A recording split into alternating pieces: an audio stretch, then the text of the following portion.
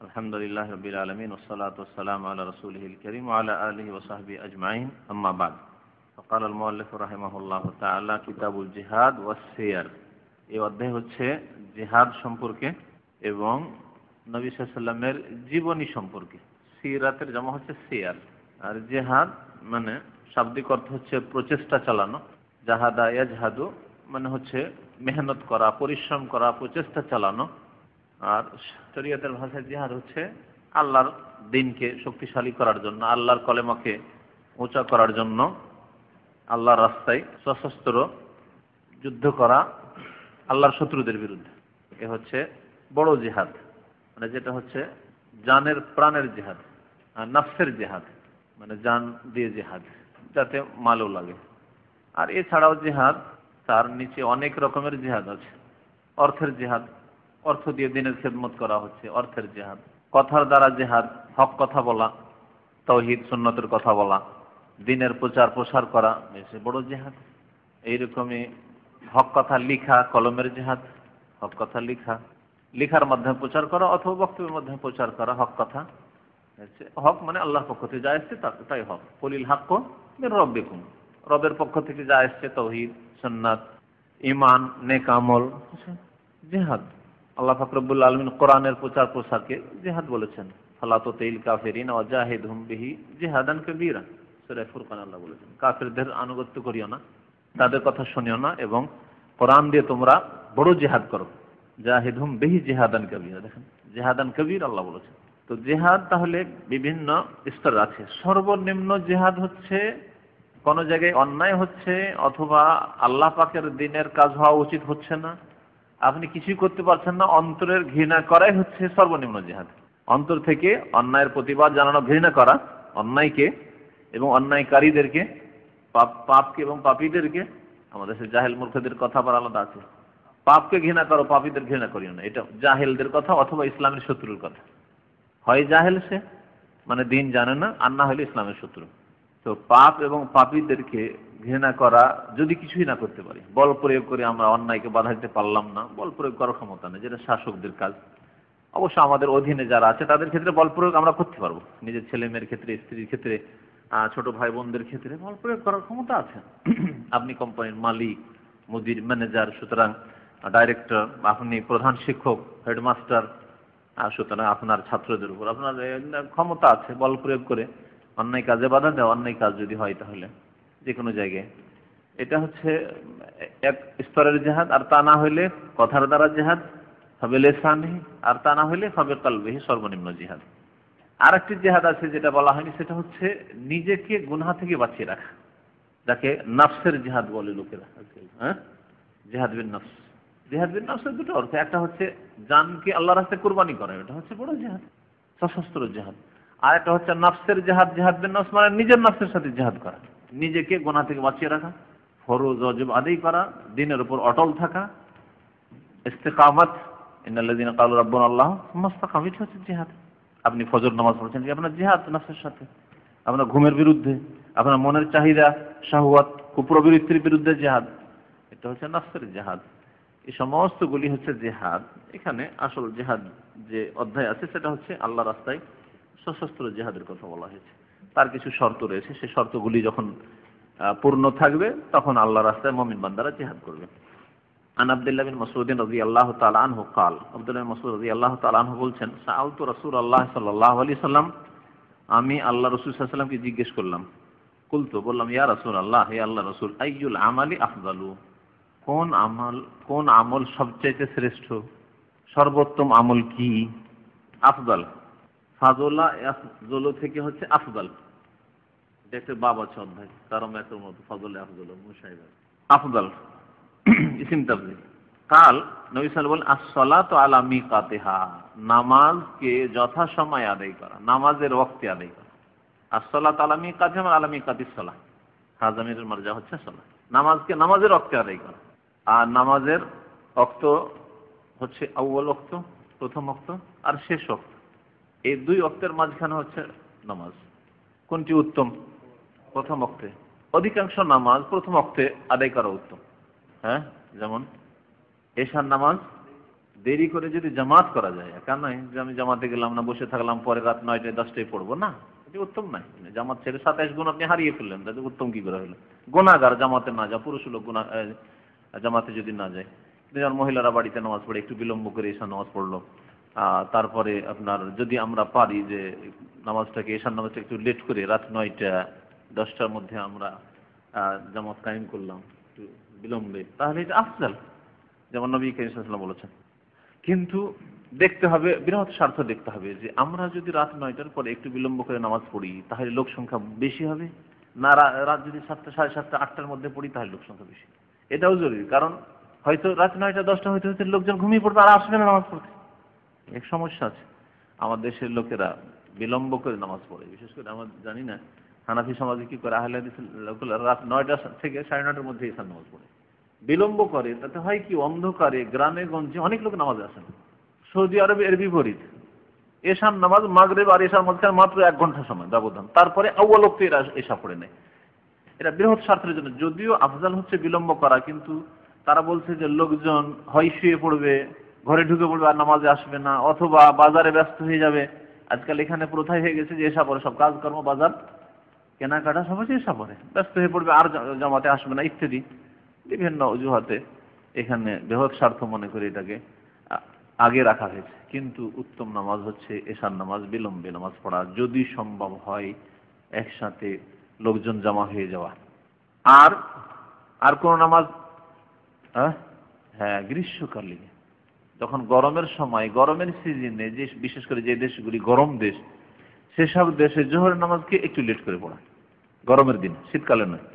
নবী করিম সাল্লাল্লাহু আলাইহি ওয়াসাল্লাম বলছেন, এজাস্তাদাল হাররু ফাআবরিদু বিসসালাত, যখন খুব গরমের প্রখরতা আসবে তখন তোমরা নামাজকে বিলম্ব করে ঠান্ডা করে পড়ো, ফাইনা শিদ্দাতাল হার মিন ফাইহি জাহান্নাম, গরমের যে প্রখরতা এটি জাহান্নামের ভাপের কারণে, জাহান্নামের শ্বাসের কারণে।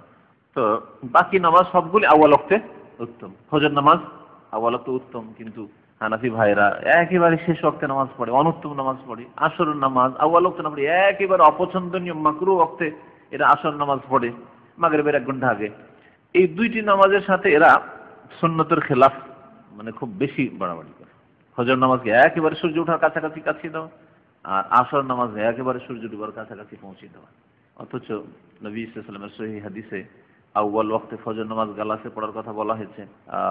তারপরে আসর নামাজ 1 মিসল, 1 কাঠি পরিমাণ যখন হবে তখন পড়া বলা হয়েছে। আর এটি সহিহ, এজন্য ইমাম আবু হানিফা রাহমাতুল্লাহ আলাইহি প্রধান ছাত্র আবু ইউসুফ রাহমাতুল্লাহ তার ওস্তাদ থেকে বিরোধী ফতোয়া দিয়েছেন। উনি বলছেন 1 মিসল 1 কাঠি, আমার ওস্তাদের ফতোয়া ভুল, 2 মিসল 2 কাঠি ফতোয়া। হানাফিরা 2 কাঠির উপরে থেকে গেছে, ইমাম আবু ইউসুফ রাহমাতুল্লাহ আলাইহি ফতোয়া নেই। অথচ তার ফতোয়াটি হচ্ছে সহিহ হাদিসের, মানে অনুকূলে, সহিহ হাদিসের মুওয়াফিক। এক কথায় আসসালাতু আলা মিকাতিহা, নামাজকে ওয়াক্তে পড়া হচ্ছে সবচাইতে ভালো আমল, আর আউয়াল ওয়াক্তে অধিকাংশ নামাজগুলি পড়া হচ্ছে। তাহলে এই বিষয়টি অত্যন্ত গুরুত্বপূর্ণ বিষয়। এক শ্রেণীর লোকেরা আছে বিলম্ব করে নামাজ পড়ে, জামাত ছুটে গেছে, আছে ঠিক আছে, দেরি করে 1টা 2টায় জোহর নামাজও খুব লেট করে এরা মাযহাবপন্থী, দেরি করে নামাজ না, আউয়াল ওয়াক্তে নামাজ পড়ে হচ্ছে উত্তম। কুলতু, আমি বললাম, সুম্মা আইয়ু, তারপরে কোন আমল উত্তম? কাল, বললেন বিররুল ওয়ালিদাইন, একটি আল্লাহর হক হলো, তারপরে মানুষের হক। আর মানুষের মধ্যে সবচেয়ে বড় হক হচ্ছে মাতা পিতার হক। বিররুল ওয়ালিদাইন, মাতা পিতার সাথে সদাচরণ করা, সদ্ব্যবহার করা। বীর মানে ইহসান করা, বীর মানে ইহসান। আর বার মানে হচ্ছে, জানেন বার মানে হচ্ছে স্থল, ফিল বাররি ওয়াল বাহরি, যাহারাল ফাসাদু ফিল বাররি ওয়াল বাহরি। বার মানে হচ্ছে স্থল, আর বাহার মানে হচ্ছে পানি এলাকা, এক কথায় জল এবং স্থল, যেটা বাংলায় বলি আর কি। তো বাহার পানি যেখানে আছে, আর স্থল যেগুলো শুকনো জায়গা, সেগুলো হচ্ছে বার। আর যদি বুর পড়েন, বুর মানে গম, বুর মানে গম, যে লাল রুটিকে এই জন্য গোটা গমের রুটি আসলে, আর সাদাটা হচ্ছে ময়দার রুটি। আমাদের দেশে ময়দার মূল্য বেশি, আর এখানে গমের মূল্য বেশি। বার আর বীর আর বুরের এই পার্থক্য, জাম্মা ফাতা কাসরা পার্থক্য, 3 রকম অর্থ হল, একই শব্দ, বা রা রা মাদা। বিররুল ওয়ালিদাইন, মাতা পিতার সেবা করা, মাতা পিতার সাথে সদ্ব্যবহার করা। কুলতু, আমি বললাম, সুম্মা আইয়ু, তারপরে কোন আমল? তারা আল জিহাদু ফি সাবিলিল্লাহ, আল্লাহর রাস্তায় জিহাদ করা হচ্ছে সবচাইতে উত্তম আমল। 3 নম্বরে বললেন কিন্তু নবী করিম সাল্লাল্লাহু আলাইহি ওয়াসাল্লাম। তাহলে 3টাকে সামনে রেখে প্রথম নামাজি হইতে হবে। যে বেনামাজি আধা নামাজি আবার বড় বড় কথা, ইসলামী রাষ্ট্র কায়েম করবো, অথচ ফজর নামাজ পড়তে হবে। তারপরে মাতা পিতার সেবা করে না, আর এইদিকে বড় বড় কথা, জিহাদের কথা। না, আজকাল কিছু যুবকরা আছে এভাবে বিভ্রান্ত হচ্ছে। তো যেখান থেকে নবী করিম সাল্লাল্লাহু আলাইহি ওয়াসাল্লাম শুরু করেছেন সেখান থেকে শুরু করতে হবে। যার নামাজ কমপ্লিট হয়নি সে অশ্লীলতা থেকে, পাপ থেকে বাঁচতে পারে না, নামাজই ঠিক করতে পারে না, এখনো সুন্নত মোতাবেক নামাজ পড়েন, আর বড় বড় লেকচার আর বক্তব্য, সুন্নতি নামাজ পড়েন না, বিদাতি, ওই কমজোর দুর্বল হাদিসের ভিত্তিতে নামাজ পড়ে, কি করে এরা দিনের আর অন্য কাজ করবে। তারপরে সাহাবী আব্দুল্লাহ ইবনে মাসউদ বলছেন, ফাসাকাতু আন রাসূলিল্লাহ, আল্লাহ রাসূল সাল্লাল্লাহু আলাইহি ওয়াসাল্লামকে জিজ্ঞাসা থেকে আমি নীরব হয়ে গেলাম, চুপ হয়ে গেলাম, আর জিজ্ঞাসা করলাম না। ওয়াল্লাহ, কিন্তু তার ধারণা, ওয়াল্লাহ ইস্তাজাদতুহু, আর যদি অতিরিক্ত তলব করতাম। ইস্তাজাদা, জিয়াদা মানে বেশি, আর ইস্তাজাদা মানে বেশি তলব করা। সিন তা তলবের অর্থ বহন করে, গ্রামারে পড়িয়েছি। যেমন গাফারা মানে মাফ করা, আর ইস্তাগফারা মানে মাফ চাওয়া, ইস্তাগফিরু রাব্বাকুম। নাসারা মানে সাহায্য করা, আর ইস্তানসারা মানে সাহায্য তলব করা, কামনা করা। ওয়ালাউ ইস্তাজাদতুহু, আমি যদি তার কাছে আর অতিরিক্ত চাইতাম, মানে অতিরিক্ত জিজ্ঞেস করতাম, লাজাদানি, তাহলে তিনি আমাকে অতিরিক্ত বাতলাতেন বা বলতেন। এই হাদিসকে ইমাম বুখারী রাহমাতুল্লাহ আলাইহি নিয়েছেন বাবু ফাজলিল জিহাদ ওয়াস সিয়ার, জিহাদ এবং সাইরের অধ্যায়ে যে ফজিলত, জিহাদের ফজিলত সম্পর্কে, যে জিহাদকে নবী করিম সাল্লাল্লাহু আলাইহি ওয়াসাল্লাম 3 নম্বরে নামাজ এবং মাতা পিতার সেবার পরে রাখলেন। তাহলে যদি কারো বৃদ্ধ মাতা পিতা থাকে আর আল্লাহর রাস্তায় যদি জিহাদের প্রয়োজন হয়, না যাবে না যতক্ষণ পর্যন্ত মাতা পিতার অনুমতি না হবে। মাতা পিতার হয়তো খেদমতের প্রয়োজন আছে, সুতরাং যাওয়া যাবে না। এইরকম বলা হয়েছে। আজকাল জিহাদ যেহেতু বাস্তবে নেই, সুতরাং আমরা জিহাদ বাদ দিয়ে আর একটি মাসলা বলি গুরুত্বপূর্ণ। উচ্চ শিক্ষা লাভের জন্য বাইরে যেতে চাইছেন, অথবা বেশি রুজি রোজগারের জন্য, বেশি ইনকাম করার জন্য বিদেশে যেতে চাইছেন, এগুলো আমাদের বাস্তব জীবনে দরকার। আমরা উচ্চ শিক্ষা লাভের জন্য বিদেশ করেছি, 40 বাড়ি থেকে 600-700 কিলোমিটার দূরে এসে বেনারস আমি পড়াশোনা করেছি, তারপরে মদিনা এসেছি। হয়তো মা বাবার খেদমতের প্রয়োজন, অসুস্থ তারা, তাদের কাছে থাকা বেশি জরুরি। মা বাবা যদি বলে যে না বাবা তোমাকে এত পড়াশোনা করতে হবে না, তোমাকে বাড়িতে থাকতে হবে, তাহলে আমার পড়াশোনা ছেড়ে দিয়ে বাড়িতে থাকা হবে। কারণ ইলম হাসিল করা জিহাদ, আর জিহাদের উপর প্রাধান্য দেওয়া হয়েছে কাকে? মাতা পিতার সেবাকে। যদি মাতা পিতা বলেন, তবে দিনের ইলম শিক্ষা 2 পর্যায়ের। একটা হচ্ছে ফরজ ইলম শিক্ষা, যার দ্বারা কমের পক্ষে আপনি আল্লাহ পাকের সঠিক ইবাদতবন্দি করবেন, তাতে মাতা পিতার বাধা দেওয়ার অধিকার নেই। যেমন কেমন করে নামাজ পড়তে হবে শিখবেন, নামাজ শিখতে যদি দিতে চান না, তুই যাইতে পারবেন, শুনবেন না, তাহলে মাতা পিতার কথা শোনা যাবে না। তাওহীদ সুন্নতের যে জরুরি জ্ঞান, কি করব কি করব না, সুন্নত বিদআত সম্পর্কে মোটামুটি জ্ঞান, তারপর তাওহীদ সম্পর্কে জ্ঞান, এই ইলম হাসিল করা প্রাথমিক জ্ঞান শরীয়তের, যেটা রোজার মাসলা মাসাইল, রমজানের রোজা রাখবেন, হজের মাসলা মাসাইল, আপনি হজে যাবেন ইত্যাদি, এই যেগুলো জরুরি, তাহারাতের পবিত্রতার মাসলা মাসাইল, উযু, গোসল, তায়াম্মুম, এগুলি মাসলা মাসাইল শিখতে যাচ্ছেন, মাতা পিতা বাধা দেয়, শোনা যাবে না? শোনা যাবে না। কোরআনের শিক্ষা, কমপক্ষে কোরআন তেলাওয়াত করা, কিছু কোরআন বুঝতে শিখা। আপনি মাদ্রাসায় মুক্তবি কোরআন শিখতে চান শুধু, এবং কোরআনের কিছুটা অর্থ শিখতে চান, তাতেই বাধা না, তাহলে সেক্ষেত্রে মাতা পিতার কথা শোনা যাবে না। কিন্তু উচ্চ শিক্ষা, যেটা হচ্ছে ফরজে কিফায়া, তাহলে দ্বীনের ইলম শিক্ষা হচ্ছে 2 রকম, ফরজে আইন আর ফরজে কিফায়া। প্রত্যেক মুসলিমের জন্য ফরজে আইন হচ্ছে কেমন করে আল্লাহ পাকের ইবাদতবন্দি করবে, নামাজ পড়বে, রোজা রাখবে, তাহারাত, উযু, গোসল করবে, শিখা প্রত্যেকের জন্য ফরজ। সেটা শিখার ক্ষেত্রে মাতা পিতার অনুমতির প্রয়োজন নেই, যে মা আমি কোরআন শিখতে যাবো কি যাব না, মক্তবে যাবো কি যাব না, আমি উযু শিখবো, গোসল শিখবো কি শিখবো না, নামাজ শিখবো কি শিখবো না, না, অনুমতির দরকার নাই। কিন্তু মা বাবার অনুমতির প্রয়োজন লাগবে যদি আমি মাদ্রাসায় বড় আলেম হওয়ার জন্য, পড়াশোনার জন্য যাই, আমি কামিল ফাজল পড়ার জন্য আমি গ্রামের বাড়ি থেকে ঢাকা আসি ইত্যাদি, বিদেশে আসি। আর একটি ক্ষেত্র বললাম কর্মক্ষেত্র, দেশ থেকে আপনি বিদেশে সৌদি আরব আসতে চান অথবা অন্য কোনো দেশে যেতে চান, মা বাবা বলছেন না তোমার চলবে না, তোমাকে আমার কাছে থাকতে হবে, তাহলে আপনি এই যুক্তি পেশ করতে পারবেন না যে না আমার এত ভালো স্যালারি পাচ্ছি বিদেশে, আর আমার একটা ভবিষ্যৎ উজ্জ্বল হবে, আর আপনার বাধা দিচ্ছেন না চলে যাবো, শুনবো না, না চলবে না, থাকতে হবে। তবে বুঝিয়ে নিয়ে যদি অনুমতি নেন হবে, হ্যাঁ ভালো কথা, বুঝিয়ে নিলেন, তাদেরকে ভালো দিকগুলি তুলে ধরলেন, আর তারা হয়তো বুঝে না, চাষি মানুষ, তারা ওই রকমই থাকতে চায়, আপনাকে ওই রকমই রাখতে চায়, তাদের বিদ্যার দৌড় অতটুকু। তবে তাদেরকে যদি বুঝিয়ে নেন যে আমি যদি কিছু টাকা পয়সা নিয়ে আসতে পারি আপনারা সুখী হবেন, আল্লাহ করে হয়তো আপনাকে হজ করাবো, আপনাদেরকে হজ করাবো ইত্যাদি, বুঝিয়ে নেন, ভালো কথা। যদি অনুমতি না পান তাহলে বিররুল ওয়ালিদাইন, জিহাদ মানে ইলম হাসিল করা, রুজি, হালাল রুজি হাসিল করা, এসব সফরের উপর প্রাধান্য পাবে। ইবনে আব্বাস রাদিয়াল্লাহু তাআলা আনহুমা থেকে বর্ণিত, তিনি বলছেন কালা রাসূলুল্লাহ সাল্লাল্লাহু আলাইহি ওয়াসাল্লাম, আল্লাহ রাসূল সাল্লাল্লাহু আলাইহি ওয়াসাল্লাম বলেছেন, লা হিজরাতা বাদাল ফাত, মক্কা বিজয়ের পরে কোনো হিজরত নেই শরীয়তে। হিজরত নেই তাহলে ইসলামে নাকি? তাহলে এর মানে কি? লা হিজরাতা মিন মক্কাতা লাগাইতে হবে, লা হিজরাতা বাদাল ফাত মিন মক্কাতা। মক্কা বিজয় হয়ে যাওয়ার পরে মক্কা থেকে আর হিজরত নেই। মক্কা থেকে 8 হিজরিতে 8ম হিজরিতে যখন মক্কা বিজয় হয়ে গেল, তারপরে কেউ যদি বলে যে আমি মুসলমান হয়েছি আর মক্কায় থাকবো না, মদিনা হিজরত করে আসবো, নবী বলেছেন আর কোনো হিজরতের নেকি নেই। যা ফরজ ছিল এবং নেকি ছিল, বড় নেকির বিষয় ছিল, সব শেষ। কারণ উদ্দেশ্য ছিল ইমানের হেফাজত করা, আমলের হেফাজত করা, মক্কা থেকে হিজরত করে মদিনা আসা এবং ইসলামের খেদমত করা। দারুল কুফর ছিল মক্কা, এখন দারুল ইসলাম হয়ে গেছে, মদিনার সমান হয়ে গেছে। মদিনাও দারুল ইসলাম, ইসলামিক রাষ্ট্র, আর মক্কাও ইসলামিক রাষ্ট্র, সুতরাং সমান হয়ে গেছে, এখন আর হিজরত কোনো প্রয়োজন করে না। কিন্তু যখন কাফের রাষ্ট্র ছিল, দারুল কুফর ছিল, কুরাইশদের নেতৃত্বে ছিল মক্কা, তখন হিজরত করা ফরজ ছিল। মক্কা বিজয় হয়ে গেছে, ইসলামের ছায়াতলে চলে এসেছে মক্কা, সুতরাং মক্কা থেকে আর মক্কা বিজয়ের পরে কোনো হিজরত নেই। এটা কেন ব্যাখ্যা করতে হলো? অথচ হাদিসে শুধু বলা হয়েছে লা হিজরাতা বাদাল ফাত, মক্কা বিজয়ের পরে হিজরত নেই, যে কোনো হিজরত। কেন? কারণ এর বিপরীত হাদিস আছে, একে বলা হয় উসুলে হাদিসে পড়লেন, মুস্তালাহুল হাদিসে পরস্পর বিরোধী হাদিসে সমন্বয় করা যদি সম্ভব হয়, সমন্বয় করতে হবে। কারণ হাদিস আছে লা তানকাতুল হিজরাতু মা কুতিলাল আদু, যতদিন দুনিয়ায় শত্রু বাকি থাকবে আর শত্রুদের সাথে সংগ্রাম হবে, যুদ্ধ হবে, ততদিন পর্যন্ত হিজরত বাকি থাকবে। হাদিস সমন্বয় হচ্ছে যে লা হিজরাতা বাদাল ফাত, মানে মক্কা থেকে হিজরত নাই। আর যতদিন শত্রুদের সাথে সংগ্রাম চলতে থাকবে, ততদিন শত্রুদের দেশ থেকে মিত্রদের দেশে, যেখানে আপনি ঈমান আমান নিয়ে সৎ আমল নিয়ে আল্লাহর ইবাদতবন্দি করতে পারবেন, মসজিদ মাদ্রাসা কায়েম করতে পারবেন, দ্বীনের প্রচার প্রসার করতে পারবেন, সেখানে হিজরত করবেন। যেখানে মান ইজ্জতের হেফাজত করতে পারবেন, যেখানে পর্দার হেফাজত করতে পারবেন, ছেলে মেয়েদেরকে পাপ থেকে বাঁচাতে পারবেন, সেখানে হিজরত করা ফরজ। যে দেশে গেলে ছেলে মেয়ে খারাপ হয়ে যায়, সেই দেশে স্থায়ীভাবে বসবাস করা এই জন্য জায়েজ নয়।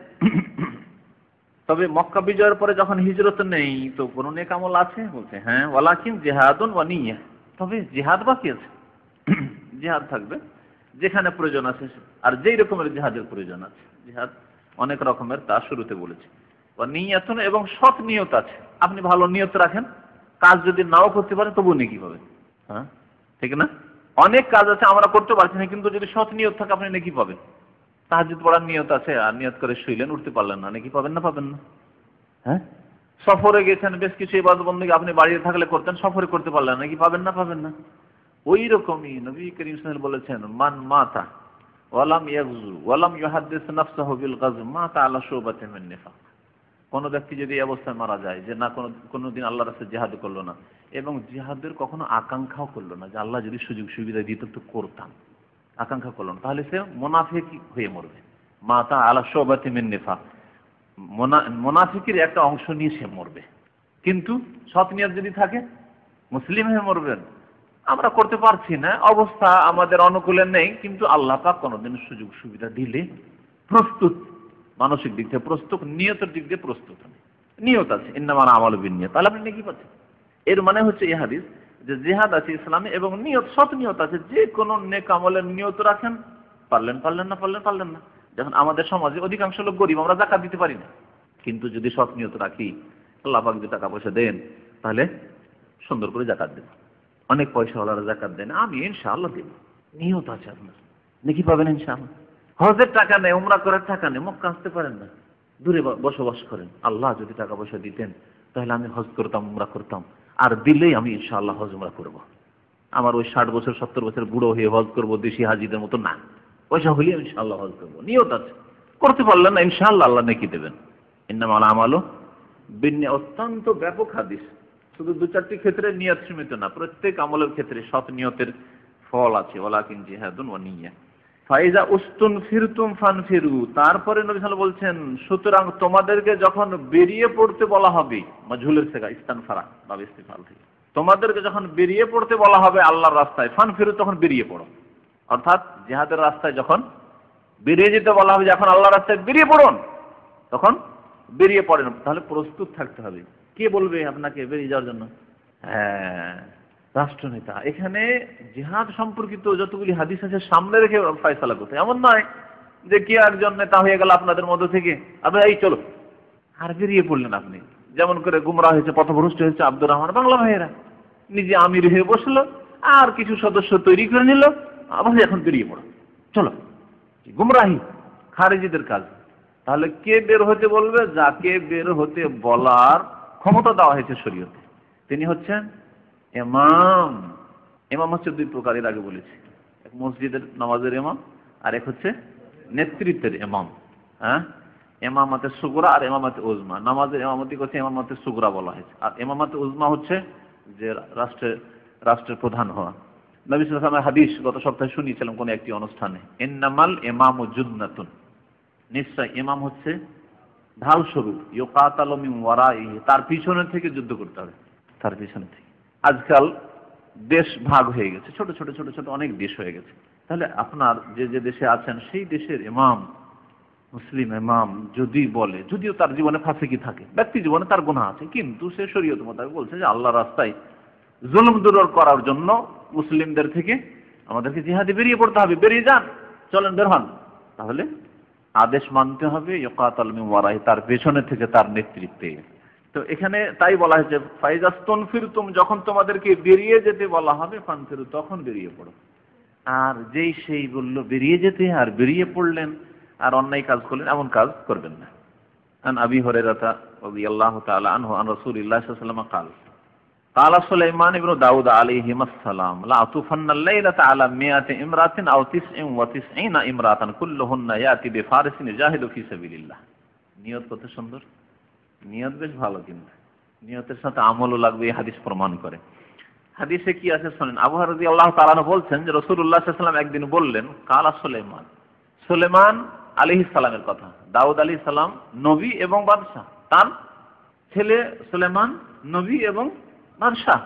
ওয়ালাকাদ আতাইনা দাউদা ওয়া সুলাইমানা ইলমা, এবং তাদেরকে ইলম দিয়েছেন এবং হুকম দিয়েছেন, নেতৃত্ব দিয়েছিলেন। সুলাইমান বিন দাউদ আলাইহিস সালামের ছেলে সুলাইমান আলাইহিস সালাম একদিন বললেন, এবং আল্লাহ পাক সুলাইমানকে এমন রাজত্ব দিয়েছেন যে রাজত্ব কোনো মানুষকে কোনোদিন আল্লাহ পাক দেননি। তা ছিল কেমন রাজত্ব? প্রথম কথা, জিন ইনসান, মানুষ জিন সকলের উপরে তার রাজত্ব। তারপর বাতাসকে তার তাবে করে দেওয়া হয়েছিল, তার বশে করে দেওয়া হয়েছিল। হ্যাঁ, পশু পাখির ভাষা তিনি বুঝতেন, জিনদের থেকে কাজ নিতেন। বাইতুল মুকাদ্দাসের মসজিদ নির্মাণ করে নিতেন জিনদের কাছে, ইবাদত করছেন লাঠিতে ভর দিয়ে, আর জিনের এই তৈরি করতে তাড়াতাড়ি করে। আমাদের ক্ষমতায় থাকলে আমরা ভালো ভালো বাড়ি তৈরি করে নিতাম জিনদের কাছে।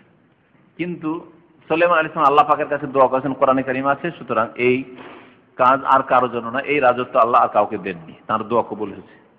রব্বিগফিরলি ওয়া হাবলি মুলকান লা ইয়ানবাগি লি আহাদিন মিন বাদি, আল্লাহ আমাকে মাফ করে দাও, ওয়া হাবলি মুলকান, এবং আমাকে এমন রাজত্ব, হ্যাঁ, শাসন ক্ষমতা দাও, লা ইয়ানবাগি লি আহাদিন মিন বাদি, আমার পরে যেন কেউ না পায় এই রাজত্ব। বাতাসের রাজত্ব, পশু পাখির ভাষা বোঝা, হুদহুদ পাখির ভাষা বুঝছে, হ্যাঁ, সমস্ত পাখির ভাষা বুঝছে, আর হুদহুদ পাখির চিঠিপত্র নিয়ে যাওয়া, ওখানকার খবর নিয়ে আসা, এইসব ঘটনা কোরআনে কিন্তু আল্লাহ উল্লেখ করেছেন। তো সুলাইমান আলাইহিস সালামের একবার আকাঙ্ক্ষা হইল, তার 99টি অথবা 100টি স্ত্রী ছিল। তাহলে যে বিদাতীরা বলছে যে আদম আলাইহিস সালামকে ফেরেশতারা সিজদা করেছেন, আমরা যদি পীরকে সিজদা করলাম, আমরা যদি মাজারে সিজদা করলাম তো কি হইল? তাদেরকে বলেন যে তোমরা 100টা বিয়ে করবে। হ্যাঁ, আদমের যুগে যে না, আদমের অনেক পরে, কয়েক হাজার বছর পরে সুলাইমান আলাইহিস সালাম, সুলাইমান আলাইহিস সালাম 99টি অথবা 100টি, বর্ণনাকারী সন্দেহ আছে। 100 জন বিবি ছিল তার, আমাদের জন্য মাত্র 4টা জায়েজ। সুলাইমান আলাইহিস সালামের যুগে না, আল্লাহ পাক রব্বুল রাসূলের জন্য, হ্যাঁ, 9, তারও বেশি জায়েজ ছিল, তিনি করেননি, মাত্র একসাথে 9টি রেখেছেন, তার জন্য আরো জায়েজ ছিল। খালিসাতান লাকা মিন দুনিল মুমিন, আল্লাহ বলছেন মুমিন ছাড়া তোমার জন্য খাস করে বলা হলো, যত পারো বিয়ে করো। বলেন সূরা আহজাবে রয়েছে, নবী সাল্লাল্লাহু আলাইহি ওয়াসাল্লামকে ইখতিয়ার দেওয়া হয়েছে, তোমার খালাতো বোন, মামাতো বোন, যাকে ইচ্ছা বিয়ে করো, যাক তুরজি মান তাশা মিনহুন্না ওয়া তুবি ইলাইকা মিম্মান তাশা, যাকে ইচ্ছা কাছে করেন বিয়ে করেন, যাকে ইচ্ছা দূরে করেন তালাক দেন, কোনো অসুবিধা। আল্লাহ তাকে ইখতিয়ার দিয়েছিলেন, তারপরে তিনি ব্যাস মাত্র 9টার উপর ক্ষান্ত করেছেন। সুলাইমান আলাইহিস সালাম একদিন বললেন, লা আতুফান্না লাইলাতা আলা 100 ইমরা, আজকে রাত্রে আমি 100 জন স্ত্রীর উপর প্রদক্ষিণ করব, মানে তাদের বাড়িতে যাব, ঘরে যাব আর সহবাস করব। তাফায়াতুহু মানে তওয়াফ করা, চক্কর লাগানো, প্রদক্ষিণ করা শাব্দিক অর্থ বললাম। আমি আজকের রাতে, আল্লাইলা মানে আজকের রাত্রে 100 জন স্ত্রীর কাছে আমি যাব। আও 99 ইমরাতান, অথবা তিনি বলেছেন 99 জন, বর্ণনাকারী সন্দেহ, হয়তো আবু হুরায়রা অথবা তারপরে কোন বর্ণনাকারী সন্দেহ।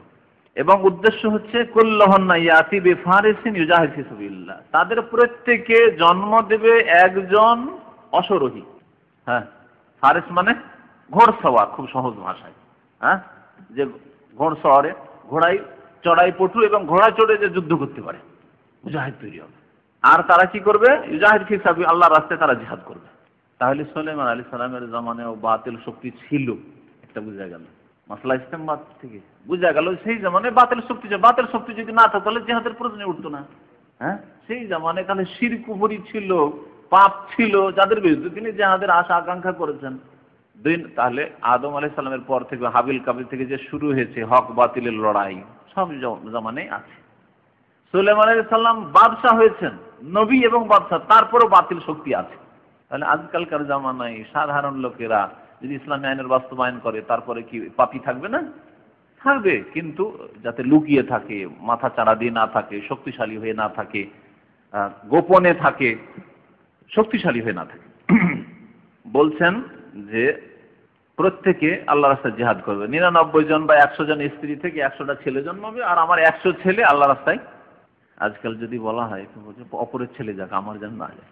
আজকাল যদি আমাদের ইমান এমন যে যদি কাউকে নেতৃত্ব দেওয়া হয় তো বলে যে না, আমার ছেলে যাবে না, অন্যরা যাক, আমি শুধু নেতৃত্ব দিই। জাহিদ ফি সাবিলিল্লাহ। ফাকালাহু সাহিবহু, তার সঙ্গী, ঘনিষ্ঠ কোনো ব্যক্তি, কোনো সঙ্গী বলেন ইনশাআল্লাহ, স্মরণ করালেন ইনশাআল্লাহ, বলেন ইনশাআল্লাহ।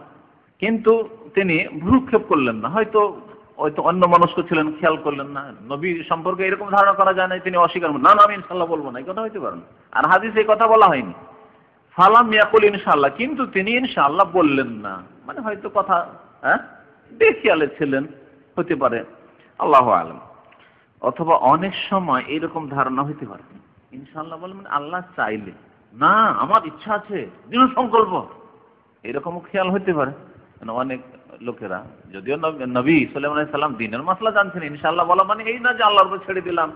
আজকালকার এক শ্রেণীর লোকেরা আছে ইনশাআল্লাহ বলে শয়তানি উদ্দেশ্য নিয়ে, ইনশাআল্লাহ কাল বুকরা, কালকে তোমাকে দেব। আর কালকে আসেন বলছে আমি তো ইনশাআল্লাহ বলেছি, আল্লাহ চাইনি, হয়নি। ধার চেয়েছেন কারো কাছে, ঠিক আছে ইনশাআল্লাহ দেব। তারপরে ভাই আপনি যদি ইনশাআল্লাহ বলতে হবে এবং সৎ কাজে আপনাকে দৃঢ় প্রতিজ্ঞ হইতে হবে আমি করব, তার সাথে সাথে ইনশাআল্লাহ বলেন। ইনশাআল্লাহ কারণ আমার ক্ষমতা নেই যদি আল্লাহ তৌফিক না দেন, এই জন্য ইনশাআল্লাহ বলছি। শরীয়তে হুকুম আছে ভবিষ্যতের কাজে ইনশাআল্লাহ বলা, সেই জন্য ইনশাআল্লাহ বলছি, কিন্তু আমার কাজ করার উদ্দেশ্য আছে, করব, নিয়ত আছে। সুলাইমান আলাইহিস সালাম ইনশাআল্লাহ বললেন না, বেখেয়াল হয়ে গেলেন বা যা কিছু হোক। ফালাম ইয়াহমিল মিনহুন্না ইল্লা ইমরাতুন ওয়াহিদা, 100 জন বা 99 জন বিবির একজন ছাড়া কোন বিবি গর্ভধারণ করলো না, মাত্র একজন বিবি গর্ভধারণ করলো, কিন্তু সেও গর্ভ অসম্পূর্ণ। জাআত বিশিক্কে রাজুলিন, একজন পুরুষের কিছুটা অংশ পয়দা হইল, মানে অক্ষম, অর্ধেক শরীরের অংশ আছে, অর্ধেক হয়তো হাত পা নেই, শরীরের বিকলাঙ্গ, এইরকম পয়দা হলো, কোনো কাজের নাই। ওয়াল্লাযী নাফসু মুহাম্মাদিন বিয়াদিহি, নবী করিম সাল্লাল্লাহু আলাইহি ওয়াসাল্লাম আল্লাহর কসম করে বলছেন, সেই সত্তার আমি শপথ করে বলছি যার হাতে মুহাম্মদ সাল্লাল্লাহু আলাইহি ওয়াসাল্লামের প্রাণ রয়েছে। আল্লাহ পাকের হাত, আল্লাহ পাকের মত। ইমাম আবু হানিফা বলেছেন আল্লাহর হাত আছে। ওয়ালা নাকুলু বিমানাল কুদরা, আমি বলছি না যে কুদরতি, আল্লাহ পাকের হাত রয়েছে, এই হাদিস প্রমাণ করে। কোরআনে কারীমে বহু আয়াতে রয়েছে, তার মধ্যে সূরা মুলকের আয়াত তাবারাকাল্লাযী বিয়াদিহিল মুলক, বরং দুই হাতের কথা রয়েছে, বালিয়াদাহু মাবসুতাতান, আল্লাহ দুই হাত উন্মুক্ত, প্রশস্ত। বলছেন রাসূলুল্লাহ সাল্লাল্লাহু আলাইহি ওয়াসাল্লাম আল্লাহর কসম করে বলছে যে সেই সত্তার কসম করে বলছে যার হাতে মুহাম্মদ সাল্লাল্লাহু আলাইহি ওয়াসাল্লামের প্রাণ রয়েছে, লাউ কালা ইনশাআল্লাহ, যদি সুলাইমান আলাইহিস সালাম ইনশাআল্লাহ বলতেন, লা জাহাদু ফি সাবিলিল্লাহি আযজা ওয়া জাল্লা ফুরসানান আজমাউন, তাহলে এই ছেলেরা সকলে, মানে 99 বা 100 জন স্ত্রী থেকে 100টি ছেলে জন্মাতো এবং সকলেই তারা আল্লাহর রাস্তায় অশ্বারোহী হয়ে জিহাদ করত। লা জাহাদু ফি সাবিলিল্লাহ, তারা আল্লাহর রাস্তায় জিহাদ করত, ফুরসানান, ঘোড়সওয়ার হয়ে, আজমাউন, তারা সকলেই। তাহলে ইনশাআল্লাহর ফায়দা কত? প্রত্যেক ক্ষেত্রে ইনশাআল্লাহ বলে অভ্যস্ত হতে হবে। আজকাল দুর্বল ইমানের মুসলিমরা ইনশাআল্লাহ বলতে লজ্জা পায়, বিশেষ করে যদি কোনো অমুসলিমের সাথে কথা বলে, অথবা এমন মহলে আছে মুসলিম কিন্তু নামে মুসলিমেরা সব মডার্ন, নামাজ রোজার ধার ধারে না। আজকাল বড় পয়সাওয়ালাদের পার্টিগুলি হয়, ওখানে যদি দুইজন ধার্মিক লোক হয় তো লজ্জা পায়, আর এসব ডাক্তার ইঞ্জিনিয়ার সব ভদ্রলোক, সব বেনামাজি, আর এদের মধ্যে কথা বলছি, আচ্ছা হ্যাঁ আসবো ভাই, আসবো আপনার বাড়ি আসবো, ইনশাআল্লাহ বলতে লজ্জা পায়। এগুলো ইমানের কমজোরি। কিন্তু আপনি তাদেরকে জানিয়ে দেন যে তোমাদের মতো সকলে ফাসেক ফাজার নয়, তোমাদের মধ্যেও কেউ মুমিন আছে যে ইনশাআল্লাহ বলে। জানিয়ে দেন তাদেরকে। প্রত্যেক ক্ষেত্রে, ভবিষ্যতের ক্ষেত্রে ইনশাআল্লাহ বলবেন। ইনশাআল্লাহ আসছি, ইনশাআল্লাহ করছি, ইনশাআল্লাহ বলবো, করব, দেব ইনশাআল্লাহ। তাহলে আল্লাহ পাক রব্বুল আলামিন বরকত দেবেন, তৌফিক দেবেন। কোরআনে কারীমে আল্লাহ পাক এর আদেশ করেছেন সূরা কাহফে। আয়াত মুখস্থ আছে? ওয়ালা তাকুলান্না লিশাইইন ইন্নী ফাইলুন যালিকা গাদান ইল্লা ইয়াশা আল্লাহ। ওয়ালা তাকুলান্না লিশাইইন, আল্লাহ পাক বলছেন হে নবী, কোন বিষয়ের ক্ষেত্রে, কোন বস্তুর ক্ষেত্রে বলিও না যে ইন্নী ফাইলুন যালিকা গাদান, এটা আমি আগামী কালকে করব। এই কথা বলিও না। আগামীকাল যতগুলি সময় আছে সবগুলি আগামীকাল, কিন্তু কালকেরটাও আর পরের গুলো সবগুলি। কোরআনের ভাষা, হাদিসের ভাষায় ওয়াল তানজুর নাফসুন মা কাদ্দামাত লিগাদ, আগামী কালের জন্য কি পাঠিয়েছে, মানে কিয়ামত, আখিরাতের জন্য, জান্নাতের জন্য, তো অনেক দূরে, কিন্তু আগামীর জন্য আগামী কাল বলা হয়েছে কোরআনে। তো ইন্নী ফাইলুন যালিকা গাদান, আমি আগামী কালকে করব এরকম বলবে না। ইল্লা আইয়াশা আল্লাহ, তবে যদি আল্লাহ চান, সুতরাং কি বলবে? ইনশাআল্লাহ বলবে।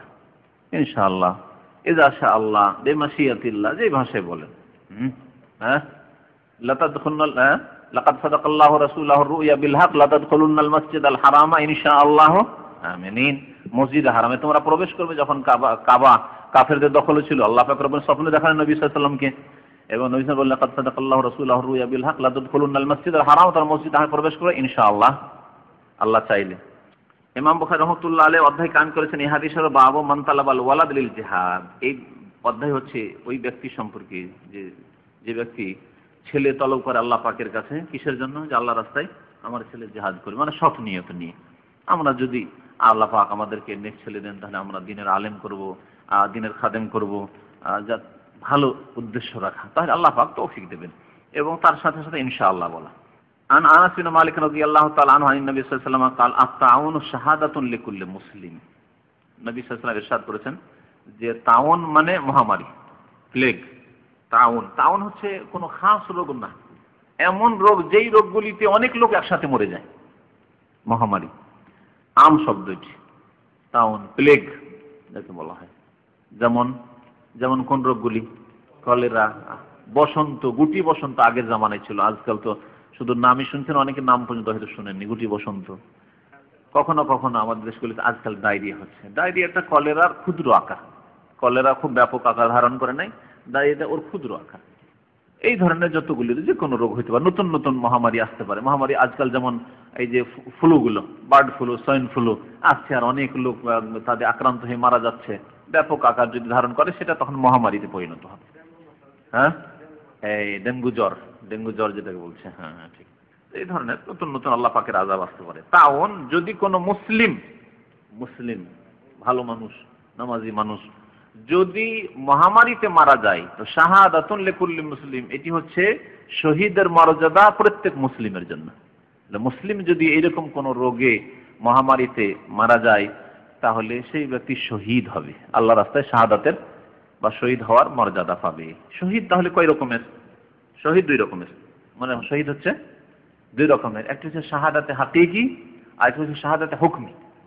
হাদিসের আলোকে এটা হচ্ছে হুকমি। এক হচ্ছে হাকিকি শাহাদাত, হচ্ছে শহীদ হওয়া হচ্ছে আল্লাহ রাস্তায় আল্লাহর কলেমাকে উঁচা করার জন্য, আল্লাহর দ্বীনকে শক্তিশালী করার জন্য, আল্লাহর দ্বীনের প্রচার করতে গিয়ে যে জান দিয়েছে আল্লাহ শত্রুদের হাতে, সে হচ্ছে হাকিকি শহীদ। তার বিধান আলাদা, মাসলা মাসাইল আলাদা। তাকে গোসল দিতে হবে না, হ্যাঁ, যেই কাপড়ে যে অবস্থায় ছিল সেই রক্তের সাথে তাকে দাফন করে দিতে হবে। এইসব মাসলা মাসাইল হাকিকি শহীদের সাথে সম্পর্কিত। আর হুকমি শহীদ মানে যেই ব্যক্তিকে আল্লাহ শহীদের মর্যাদা দেবেন এবং শহীদের যে ফজিলত আছে কাল কিয়ামতে তা পাবে, শহীদের মতো উচ্চ মর্যাদা পাবে। এবং আল্লাহ পাক শহীদ ঘোষণা করেছেন তাদেরকে, কিন্তু দুনিয়ার হুকুমগুলি, মাসলা মাসাইলে ফিকহের হুকুম দুনিয়ার আসল শহীদের মতো নয়। অর্থাৎ একজন লোক কলেরায় যদি মারা যায়, অথবা গুটি বসন্তে মারা যায়, ডেঙ্গু জ্বরে মারা যায়, এরকম flu, bird flu, swine flu এগুলোতে মারা যায়, তাহলে পেটের রোগ, হ্যাঁ, তারপরে পানিতে ডুবে মারা যায়, আল হারকু শহীদুন, হ্যাঁ, আগুনে পুড়ে যদি মারা যায়, হ্যাঁ, আল হাদমু শহীদুন, যদি কোনো কিছুতে চাপা পড়ে মারা যায়, এই সবগুলিকে শহীদ। নবী সাল্লাল্লাহু আলাইহি ওয়াসাল্লাম বলেছেন আশ-শাহাদাতু সাবআ, ওই হাদিসে 7 প্রকারের লোককে শহীদ বলা হয়েছে। এগুলি হচ্ছে হুকমি শহীদ, শহীদের মর্যাদা তো পাবে, যদিও হাকিকি শহীদের সমান মর্যাদা না পাক, কিন্তু মর্যাদা শহীদ হওয়ার পাবে। দুনিয়ার হুকুমের ক্ষেত্রে গোসল দিতে হবে, গোসল দিতে হবে। যদি কেউ চাপা পড়ে মারা যায়, অ্যাক্সিডেন্টে মারা যায়, তাহলে অথবা ডুবে মারা যায়, গোসল দিবেন না? জানাজা পড়তে হবে, ইত্যাদি ইত্যাদি। সময় আছে, আর একটা হাদিস পড়ে ওইদিকে পার করে দিই। আনিল বারা রাদিয়াল্লাহু তাআলা আনহু قال رأيت النبي صلى الله عليه وسلم يوم الأحزاب ينقل التراب وقد وارى التراب بأذبتنه وهو يقول لولا أنت ما اهتدينا ولا تصدقنا ولا صلينا فأنزل السكينة علينا وثبت الأقدام إن لاقينا إن الأولى قد بغوا علينا إذا أرادوا فتنة أبينا। আগের হাদিসটি যেটা বললাম যে মুসলিম শহীদ হবে মহামারীতে মারা গেলে, সেই হাদিস ইমাম বুখারী রাহমাতুল্লাহ আলাইহি কিতাবুল জিহাদে বাবু শাহাদা সাবউন সিওয়াল কাতলে, এই অধ্যায় হচ্ছে যে আল্লাহর রাস্তায় হত্যা হওয়া ছাড়াও 7 প্রকারের শাহাদাত আছে। তাহলে ওই হাদিসকে সামনে রেখে ইমাম বুখারী রাহমাতুল্লাহ আলাইহি অধ্যায় কাম করেছেন যে আশ-শাহাদাতু সাবউন, 7 শ্রেণীর শহীদ হওয়া আছে সিওয়াল কাতলে, আল্লাহর রাস্তায় হত্যা হওয়া ছাড়া। তাহলে তা দিয়ে 8 প্রকার। মান কুতিলা দুনা মালিহি ফাহুয়া শাহীদুন, কেউ যদি চোর ডাকাত থেকে নিজের জানমাল রক্ষা করতে গিয়ে যদি মারা যায়, খুন হয়, তাহলে তাকে শহীদ বলা হয়েছে। মান কুতিলা দুনা আহলিহি, নিজের পরিবারের মান ইজ্জতের হেফাজত করতে গিয়ে কোনো জালেম হয়তো অসৎ নিয়ত রেখেছিল, স্ত্রীকে বাঁচাবার জন্য, নিজের ছেলে মেয়েকে বাঁচাবার জন্য যদি গিয়ে মারা যায়, তাহলে সেও শহীদ বলা হয়েছে। হ্যাঁ, ওটাকে ওই 7টার মধ্যে গণনা করা হয়েছে। ওয়াল্লাতী মাতাত বিজামইন, মানে নিফাস অবস্থায় মারা গেছে, প্রসব বেদনায় যে মারা গেছে, সেই সময় মারা গেছে, প্রসব বেদনার আগে পরে, বাচ্চা হওয়ার আগে পরে যদি মারা যায়, সবগুলি শহীদের দরজা পাবে, যেমন হাদিসে এসেছে। দেশ কাদের কাছে ছিল এটা দেখার বিষয়। আল্লাহর শত্রুদের কাছে ছিল, কাফেরদের কাছে ছিল, তাহলে স্বাধীন করার বিষয় আসবে। আর এর বেশি জানার দরকার নেই, এতটাই যথেষ্ট। এগুলো পার্থিব শহীদ। শহীদের বিকল্প ভাষা তারা পেল না। যদি কোনো ভাষা পেত, ইসলামের ভাষাটাকে প্রয়োগ করেছে। বারা রাদিয়াল্লাহু তাআলা আনহু বলছেন যে রাআইতুন নবী সাল্লাল্লাহু আলাইহি ওয়াসাল্লাম ইয়াউমাল আহজাব, আমি নবী সাল্লাল্লাহু আলাইহি ওয়াসাল্লামকে দেখলাম আহজাবের দিন। আহজাবের দিন কোন যুদ্ধের দিন? খন্দকের যুদ্ধের দিন। এই যুদ্ধের নাম খন্দকের যুদ্ধ, কারণ খন্দক পরীক্ষা খনন করে মদিনার ঘেরার ব্যবস্থা করা হয়েছিল। যেই দিক থেকে শত্রু চারিদিকে নয়, কারণ চারিদিকে 3 দিকে পাহাড় ছিল, একটা দিক শুধু ঘেরার প্রয়োজন ছিল, যেই দিক থেকে মদিনার উপর আক্রমণ হইতে পারে আশঙ্কা ছিল, এবং উদ্দেশ্য তাদের ওই দিক থেকে মদিনা ঢোকার ছিল। সেই জন্য সেই দিকটা গর্ত করে দিলে, আর ওইদিকে গর্তের এইদিকে আমরা পাহারা দেবো, গর্তের নামলেই মেরে দেবো, গর্ত থেকে উঠে আসতেই পারবেন না, এই ছিল উদ্দেশ্য। এমন নয় যে মদিনার চারিদিক ঘিরে দিয়ে একবারে গর্ত করে, না, অসম্ভব কথা যে একটা শহরে চারিদিক গর্ত করে ঘিরে দেওয়া। তারপরে প্রয়োজন নেই, পাহাড়ে বড় বড় পাহাড়ে ঘেরা, ওই সব দিক দিয়ে ঢুকতেই পারতো না, কারণ কোবার দিক দিয়ে, তারপরে আপনার জুলহুলেফার দিক দিয়ে, আপনার এই পূর্ব দিক যে আওয়ালির দিক অথবা যে হাররা শারকিয়া যেদিক বলা হচ্ছে, এই দিক দিয়ে, সব দিক দিয়ে ঢুকতে পারে। বড় বড় পাহাড় দিয়ে ঘেরা মদিনা, ঢোকা সম্ভব ছিল না। একমাত্র সম্ভব ছিল খন্দকের দিক, যেটা আপনার কি বলা যেতে পারে, কিবলা কোন দিকে মদিনা থেকে? দক্ষিণ দিকে। দক্ষিণ দিকে, আমরা এদিকে কিবলা, তো পশ্চিম দিকে কিবলা, তাদের কিবলা হচ্ছে দক্ষিণ দিকে। তাহলে দক্ষিণ দিকে মুখ করলে ডান হাতে কি হবে? ডান হাতে দক্ষিণ দিকে মুখ করে আছে আমি, ডান হাতে পশ্চিম। পশ্চিম পূর্ব দিকে কিছুটা এলাকা, যেই দিকে খন্দক আছে, মসজিদ নববী থেকে পশ্চিম পূর্ব দিকে বা মদিনা থেকে, ওই দিকটাই খন্দক বা পরীক্ষা খনন করা হয়েছিল, গর্ত করা হয়েছিল শত্রুদেরকে ঠেকানোর জন্য। আর আহজাব, এই যুদ্ধের নাম হচ্ছে আহজাব। কেন আহজাব? হিজব মানে হচ্ছে দল, হিজব মানে একটি দল, আহজাব মানে অনেকগুলি দল। তো মদিনাকে ঘেরাও করেছিল, মদিনার উপর আক্রমণ করতে এসেছিল অনেক বংশ, কাফের বংশরা, অনেক গোত্র। নাজদ এলাকা থেকে, এই যে কাসিম, রিয়াজ, আল খারাজ, এসব এলাকায় বড় বড় জালেম কাফের যে গোত্রগুলি ছিল, গেতফান, তারপরে আরো সব বিভিন্ন যে গোত্রগুলি, আরবদের অনেক বংশ ছিল, তারা এসেছিল। তারপরে মক্কা থেকে এসেছিল, আরো বিভিন্ন এলাকা থেকে যত বেদুইনরা ছিল সবাই এসেছিল। উত্তর দিক থেকে, তাবুকের দিক থেকে, আপনার যেদিকে হায়েল টাইল আছে, এইসব এলাকা থেকে, এক কথায় চারিদিক থেকে যত আরব গোত্র ছিল, সব বিভিন্ন গোত্রে গিয়ে মক্কার লোকেরা তাদেরকে আহ্বান করে এসেছিল যে আমরা এত তারিখে মদিনা ঘেরাও করতে যাচ্ছি, আর এবার মদিনাকে সাফ করে চলে আসবো, একজন মুসলিমকে রাখবো, সাফ করে দেবো। এটা হচ্ছে ফাইনাল। তাদের উদ্দেশ্য কি ছিল, আল্লাহ পাক কি করলেন। এবং এই যুদ্ধের পরে নবী সাল্লাল্লাহু আলাইহি ওয়াসাল্লাম বলেছিলেন যে এই খন্দকের যুদ্ধ শেষ হলো, এরপরে আর কাফের কখনো মদিনার উদ্দেশ্যে আক্রমণ করার জন্য আসতে পারবে না। ভবিষ্যৎবাণী করে দিলেন আলিয়াউমা নাগজুহুম ওয়া লা ইয়াগজুনা, এরপরে যতগুলি যুদ্ধ হবে প্রতিরক্ষার নাই, ওরা হামলা করে আসবে আর আমরা প্রতিরক্ষা করবো না, এরকম যুদ্ধ হবে না। এখন আক্রমণাত্মক যুদ্ধ হবে, আমরা যাব। এই জন্য দেখেন খন্দকের যুদ্ধের পর যতগুলি যুদ্ধ হয়েছে নবী সাল্লাল্লাহু আলাইহি ওয়াসাল্লাম গেছেন, অন্যরা এসেছে আর বাধা দেওয়ার জন্য গিয়েছেন, সাহাবায়ে কেরাম তা হয়নি। কিন্তু তার আগের যুদ্ধগুলি, যেমন ওহুদের যুদ্ধ, কাফেররা এসেছিল, যদিও বদর যুদ্ধটা দুই রকমই ছিল, ওরা উদ্দেশ্য কিন্তু যুদ্ধ করা ছিল না, যাক ওই ইতিহাসে যাচ্ছে না, তাদের ধন সম্পদ নিয়ে নবদী চলে আসবে, কিন্তু আল্লাহ চাইলেন যে যুদ্ধ করাই দেবো। ওহুদের যুদ্ধ মদিনাতে আক্রমণ করার জন্য এসেছিল। খন্দকের যুদ্ধের পরে যে যুদ্ধগুলি হয়েছে, খাইবার নবী সাল্লাল্লাহু আলাইহি ওয়াসাল্লাম গিয়েছেন যুদ্ধ করার জন্য, তাবুক নবী সাল্লাল্লাহু আলাইহি ওয়াসাল্লাম গিয়েছেন যুদ্ধ করার জন্য, মক্কা বিজয় নবী সাল্লাল্লাহু আলাইহি ওয়াসাল্লাম গিয়েছেন যুদ্ধ করার জন্য, হুনাইনের যুদ্ধ নবী সাল্লাল্লাহু আলাইহি ওয়াসাল্লাম গেছেন, তারা আর আসেনি মদিনার দিকে। নবী সাল্লাল্লাহু আলাইহি ওয়াসাল্লাম যে সত্যি আল্লাহর পক্ষ থেকে নবী ছিলেন, এর বাস্তব প্রমাণ কাফেরদের কাছে এটিও, যে নবী সাল্লাল্লাহু আলাইহি ওয়াসাল্লাম যা বলেছেন তাই হয়েছে, ভবিষ্যৎবাণী। যদি তিনি আল্লাহর পক্ষ থেকে রসুল না হইতেন তাহলে তার কথা হয়তো অনেক সময় বাস্তবায়িত হইতো না। আমরা অনেক সময় বড় বড় কথা বলি, বাস্তবায়ন হয় না, আমরা এই করবো সেই করবো, দেখা গেল যে কিছু করতে পারলাম না বা তেমন কিছু করতে পারলাম না, তাই না? কিন্তু নবী সাল্লাল্লাহু আলাইহি ওয়াসাল্লাম যা বলেছেন তাই হয়েছে, এটি তার সত্যতা প্রমাণ করে যে তিনি আল্লাহর পক্ষ থেকে সত্যি শেষ রাসূল হয়ে এসেছিলেন। নবী করিম সাল্লাল্লাহু আলাইহি সাল্লামকে আমি দেখলাম খন্দকের যুদ্ধের দিন, আহজাবের যুদ্ধের দিন। এই আহজাব নামে সূরা আহজাব একটি সূরার নাম, কারণ এই সূরায় খন্দকের যুদ্ধের ঘটনাবলী উল্লেখ করা হয়েছে ইশারা ইঙ্গিতে। ইয়ানকুলুত তুরাবার, স্বয়ং রাসূলুল্লাহ সাল্লাল্লাহু আলাইহি সাল্লাম মাটি এক জায়গা থেকে অন্য জায়গায় পৌঁছাচ্ছিলেন। হ্যাঁ, মাটি খুঁড়ে ওই যে পরীক্ষা খনন করে শরীক ছিলেন, এমন নয় যে নেতৃত্ব দিচ্ছেন, হ্যাঁ এই করো সেই করো, এইদিকে ওইদিকে শুধু ইশারা ইঙ্গিত, নেতৃত্ব না। নবী করিম সাল্লাল্লাহু আলাইহি সাল্লামের আদর্শ এমন ছিল না। নবী সাল্লাল্লাহু আলাইহি ওয়াসাল্লাম সাহাবায়ে কেরামরা মাটি উঠাচ্ছেন, পাথর উঠাচ্ছেন, ঢেলা নিয়ে যাচ্ছেন সাহাবায়ে কেরামদের সাথে, সাহাবীরাও কাজ করছেন, তিনিও কাজ করছেন। তাহলে কেমন উদ্যম বাড়বে, কেমন উদ্যম বাড়বে চিন্তা করেন। যদি খোদ যদি নেতা যিনি রাসূল তিনি যদি সাথে কাজ করেন, তাহলে সাহাবায়ে কেরামরা বুঝতে পারেন আরে আল্লাহ রাসূল কাজ করছে। এই আখলাক আমাদেরকে শিখিয়েছেন রাসূলুল্লাহ সাল্লাল্লাহু আলাইহি ওয়াসাল্লাম। আল্লাহ পাক যেন আমাদেরকে তার আখলাক চরিত্র নেওয়ার তৌফিক দান করেন।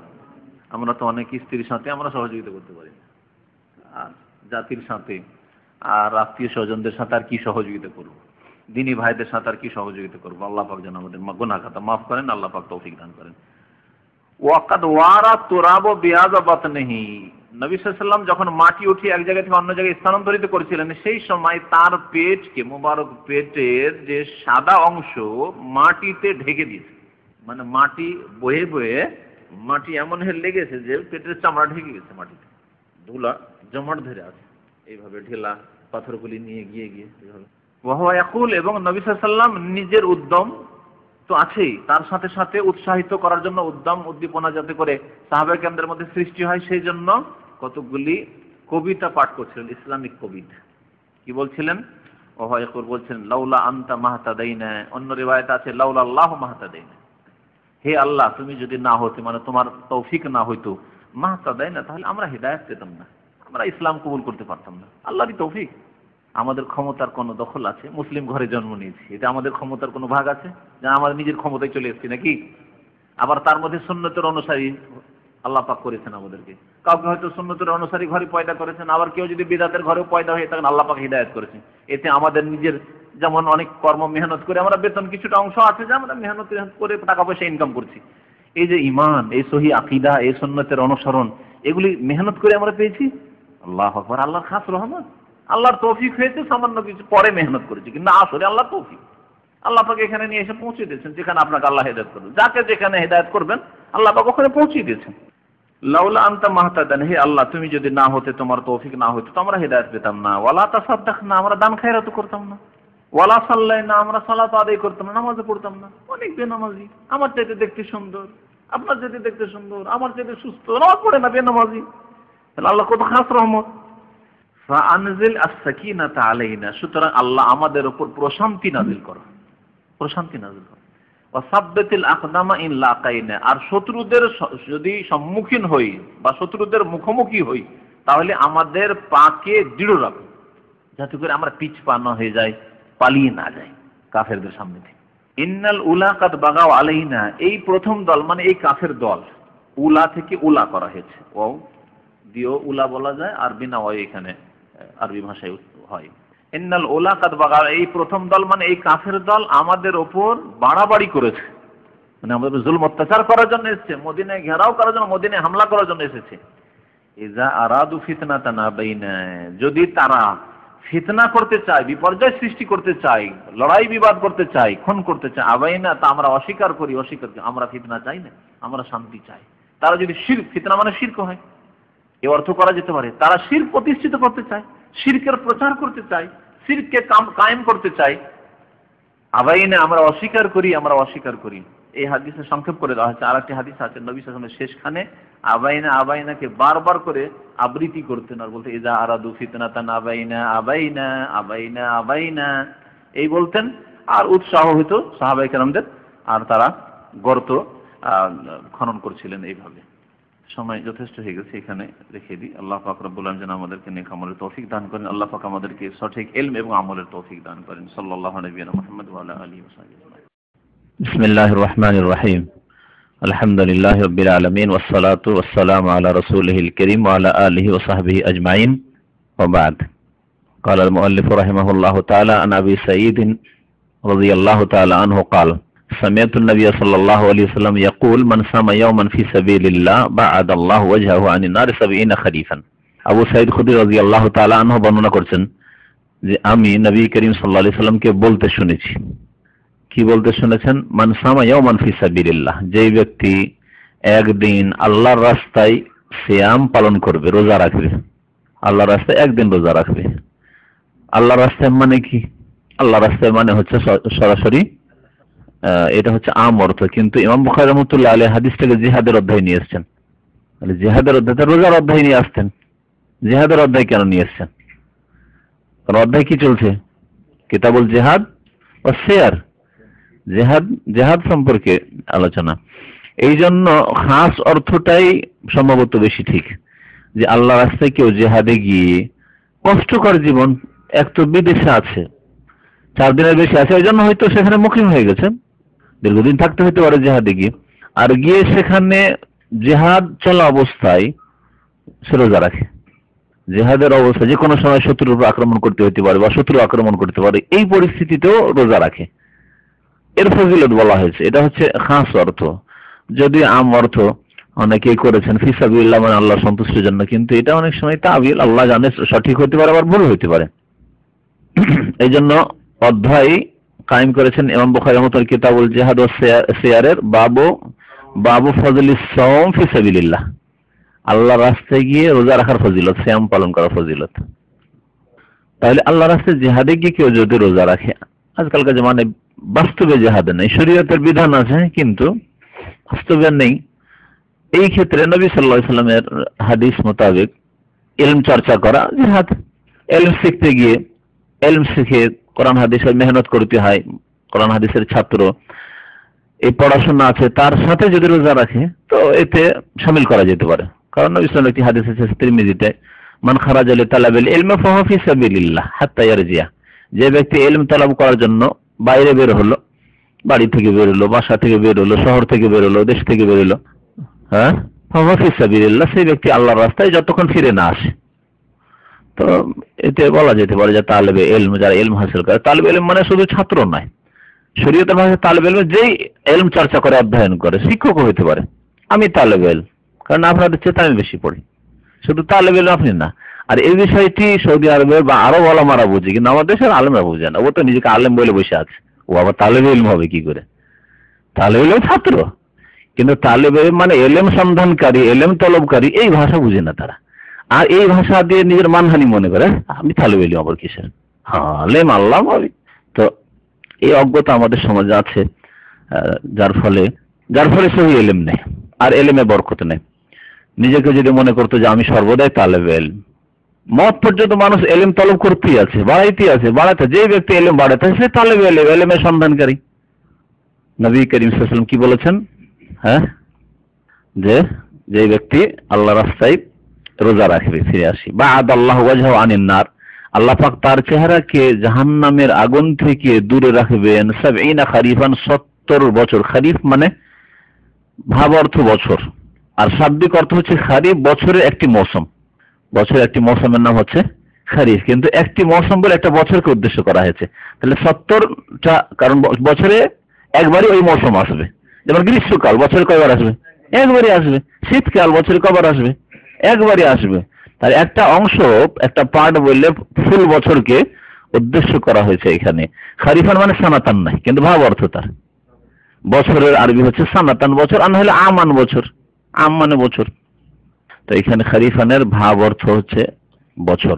70 বছরের পথের দূরত্বে আল্লাহ পাক রাখবেন তার চেহারাকে, মুখমণ্ডলকে জাহান্নাম থেকে, যদি একটি রোজা কেউ আল্লাহর রাস্তায় রাখে।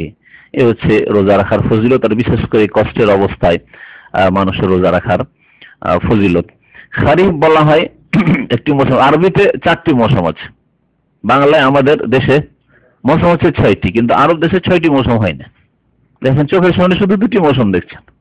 বর্ষাকালে বুঝতে পারি না কোনটা বর্ষাকাল, শীতকালে হয়তো একটু বর্ষা বৃষ্টি হইলো না, হইলো না, তাই না? রাজে কোথায় বর্ষাকাল। তো এই দেশের জন্য আরব দেশে বা আরবি ভাষাতে 6 মৌসুমের নাম নেই, 4টি মৌসুমের নাম আছে। বাংলায় গ্রীষ্ম, বর্ষা, শরৎ, হেমন্ত, শীত, বসন্ত, ছোটকালে পড়েছেন। আরবিতে না, একটা হচ্ছে মৌসুমে সাইফ, মৌসুমে শ্বেতা, শীতকাল, সাইফ মানে গ্রীষ্মকাল, আর এটা হচ্ছে মৌসুমে রবি, আর এটা হচ্ছে মৌসুমে খারিফ। এই 4টি মৌসুম।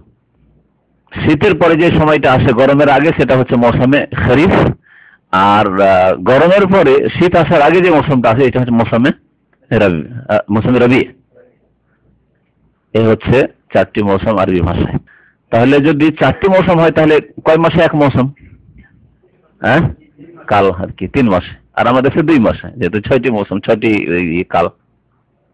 তারপরে হাদিস হচ্ছে আন যায়েদ বিন খালিদ রাদিয়াল্লাহু তাআলা আনহু আন্না রাসূলুল্লাহ সাল্লাল্লাহু আলাইহি ওয়াসাল্লাম قال মান জাহাযা গাজিয়ান ফি সাবিলিল্লাহ ফাকাদ গাজা।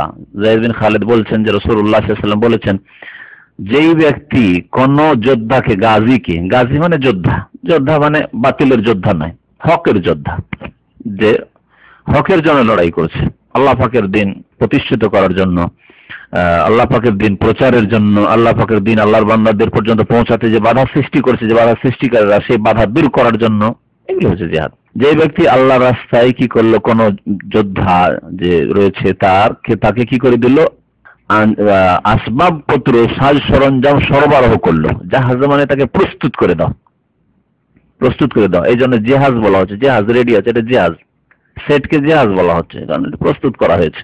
তো যেই ব্যক্তি প্রস্তুত করে দিল বা আসবাবপত্র, সাজ সরঞ্জাম সরবরাহ করে দিল, যা লাগে ওকে জিহাদে যেতে, টাকা নেই, পয়সা নেই তার কাছে, অস্ত্র শস্ত্র নেই, এইসব নেই, যানবাহন নেই, এইসব ব্যবস্থা করে দিল, তাহলে সে ফাকাদ গাজা, সে যেন জিহাদ করলো, সে আল্লাহর রাস্তায় জিহাদ করলো। বাড়িতে বসে আছে, সে যেতে পারবে না, তার কোনো ওজোরের কারণে, হয়তো খোড়া, হয়তো অন্ধ, হয়তো অন্যরকম বাধা আছে, মাতা পিতার, সে মাতা পিতার খেদমতের কেউ নাই, এক ছেলে, কিন্তু আল্লাহ রাস্তায় জিহাদ আছে, আমি যেতে পারছি না, আমার অর্থ আছে। তাহলে যেমন আইম্মায়ে কেরামগণ জিহাদে যেতে পারেননি, তাদের ইমাম আহমদ রহমতুল্লাহ আলাইহি, ইমাম আবু হানিফা রহমতুল্লাহ, ইমাম শাফি, মালিক, আহমদ, তারা প্রশস্ত্র জিহাদে যেতে পারেননি, কিন্তু তারা ইলমের জিহাদে ব্যস্ত ছিলেন। তাহলে এই বড় কাজে ব্যস্ত থাকার কারণে যেতে পারেননি, কিন্তু মুজাহিদিন তৈরি করেছেন ছাত্র।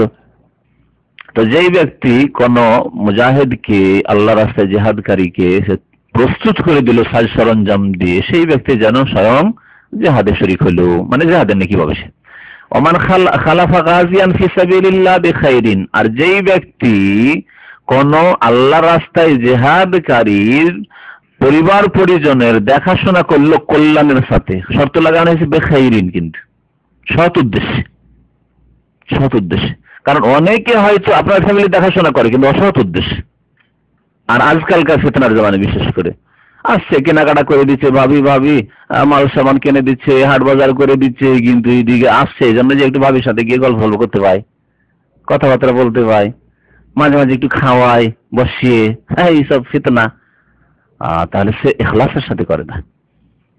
আল্লামা সৈয়দ নাজির হোসেন দেহলভী রহমতুল্লাহ আলাইহি, যে আহলে হাদিসদের খুব বড় মুহাদ্দিস ছিলেন, 1,24,000 বেশি তার ছাত্র ছিল, দীর্ঘদিন তিনি বুখারী পড়েছেন দিল্লির মসনদে। তো মিয়া নাজির হোসেন দেহলভী রহমতুল্লাহ আলাইহি, তিনি এত বড় আলেম হওয়া সত্ত্বেও অনেক বিধবাদের অনেক তালাক প্রাপ্ত মহিলাদের যাদের বাজার করে দরকার, শহরের ব্যাপার, গ্রামে গঞ্জে তো পাওয়া যায় লোকজন হয়তো, বা হয়তো প্রয়োজনীয় বাজার নিজেই কিছু শাকসবজি করে নেওয়া যায়। শহরে এই বিধবা এবং তালাক প্রাপ্তদের বাড়ি বাড়ি গেটে গিয়ে ব্যাগ নিয়ে নিতেন, পর্দার আড় থেকে দরজার নিচে থেকে ব্যাগটা নিয়ে নিতেন, ব্যাগটা নিয়ে আবার আর ওতে টাকা দিয়ে দিত, তারা কি কি কিনতে হবে পর্দার আড় থেকে শুনে নিয়ে গিয়ে বাজার করে একটা একটা করে আবার বাড়িতে বাড়িতে দিয়ে আসতেন।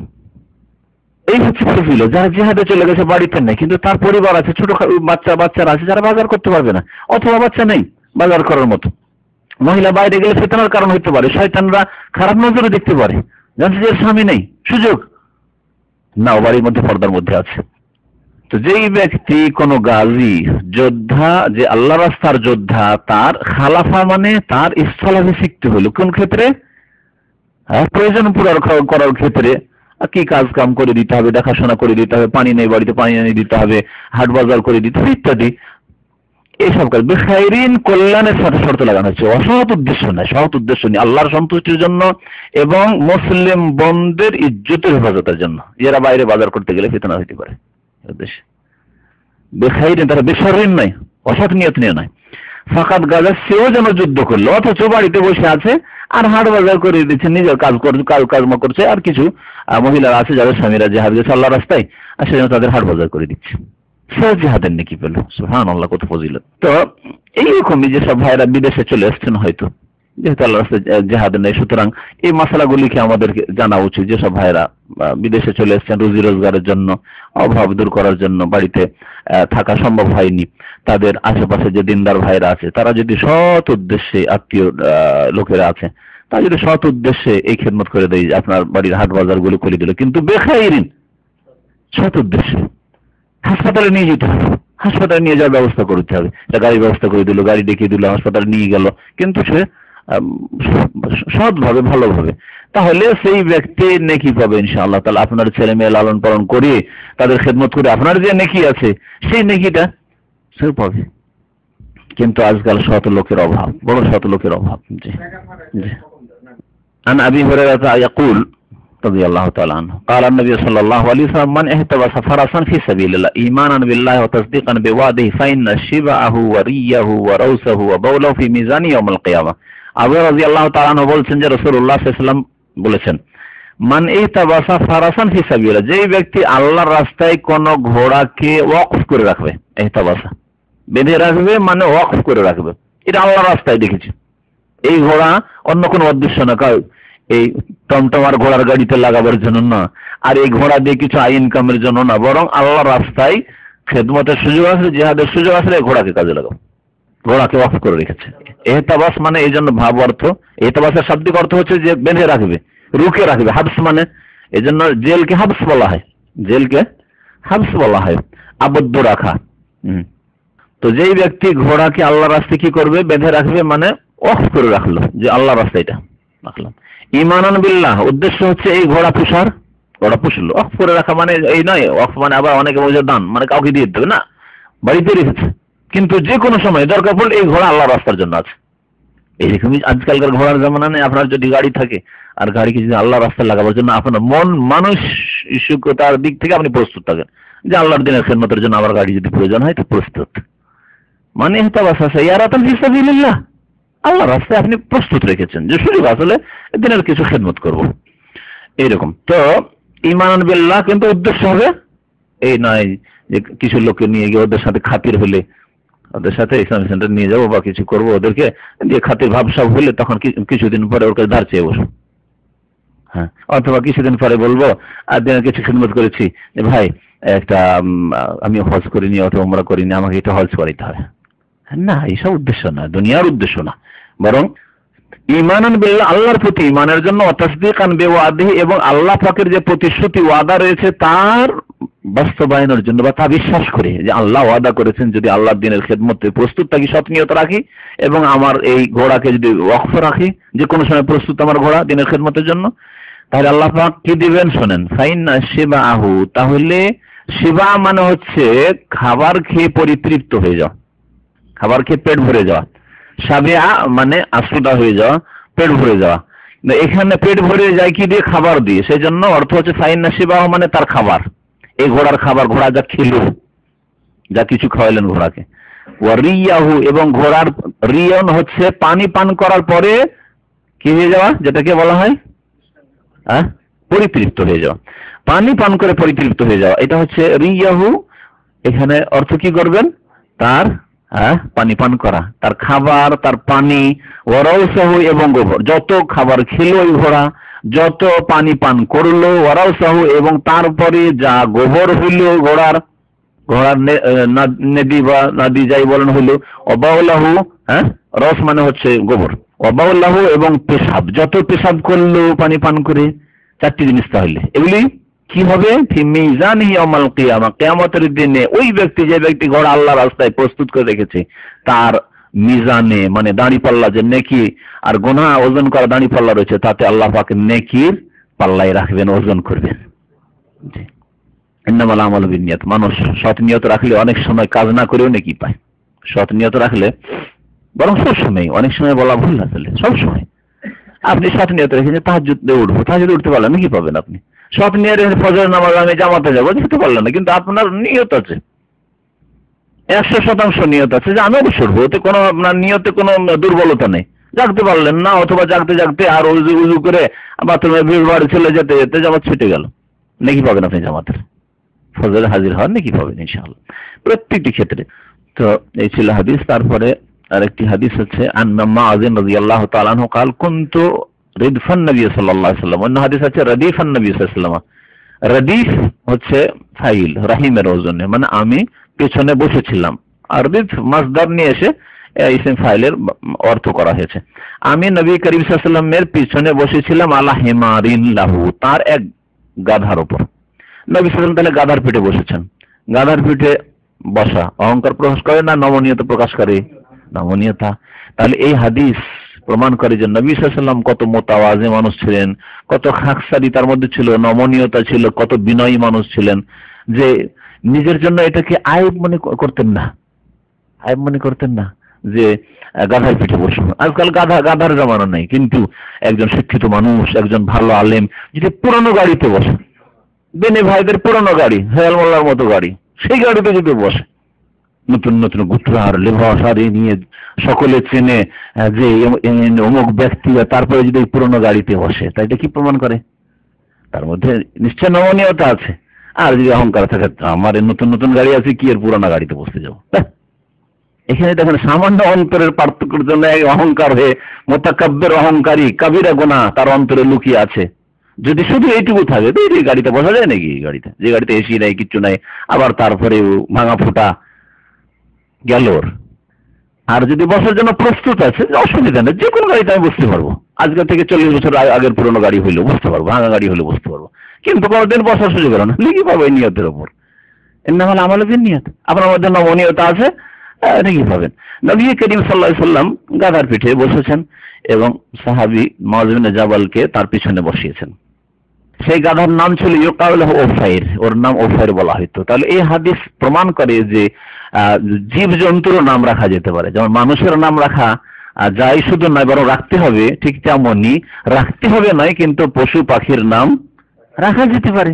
আপনার ঘোড়ার নাম রাখতে পারেন, আপনার গাধার নাম রাখতে পারেন, আপনার যে কোনো পশুর নাম রাখা যেতে পারে। নবী করিম সাল্লাল্লাহু আলাইহি ওয়াসাল্লামের ঘোড়ার নাম, ওষ্ঠীর নাম ছিল কাসওয়া।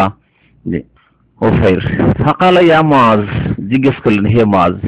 তারপর আরেকটি কথা, আরেকটি নবী সাল্লাল্লাহু আলাইহি ওয়াসাল্লামের নমনীয়তা বোঝা যায় যে সাহাবীকে পাশে বসানো, সাথে লেগে বসানো। এটা দেখেন, সাইকেলে, বাইসাইকেল আমি ছুটতে পারি, কিন্তু সাইকেলে আরেকটা লোককে উঠাবো, এটা আমার জন্য আসলে কেমন কথা মনে হচ্ছে, তাই না? আর যদি লোকজন দেখে, সব হাসবে আজকালকার জমানা, কি আর কেমন কথা আবার, সাইকেলে বসে আবার আরেকজনকে উঠিয়েছে সাইকেলের পিছনে। নবী আজকালকার জামানায় সাইকেলের পিছনে বসানো কাউকে, আর তখনকার জামানায় নবী করিম সাল্লাল্লাহু আলাইহি ওয়াসাল্লামের গাধার পিঠে বসা, আর তারপরে মুআয বিন জাবালকে বসানো। মোটরসাইকেলে বসা, ঘোড়ায় বসা, ঘোড়ায় একজন বসে আছে, ঘোড়ার পিঠে আরেকজনকে পিছনে বসেছে। মোটরসাইকেলে বসা এত আইব মনে করবে না আজকাল, পেছনে যদি আরেকজনকে বসান। কিন্তু সাইকেলে, হ্যাঁ, তো হযরত মাওলানা অমুক, আর আবার সাইকেলে আরেকজনকে বসিয়ে নিয়ে, মাওলানার যদি অন্তরে আবার এরকম থাকে যে না, এটা তো আমার জন্য আইবি বড় দোষের ব্যাপার, যে মান সম্মানের ব্যাপার, তাহলে তো গেল। নবী করিম সাল্লাল্লাহু আলাইহি ওয়াসাল্লামের এরকম তাওয়াজ্জু ছিল। তাহলে নবী সাল্লাল্লাহু আলাইহি ওয়াসাল্লামের মতো ইবাদত বন্দেগী হইতে হবে, আখলাক চরিত্র হইতে হবে, আর নমনীয়তা হইতে হবে।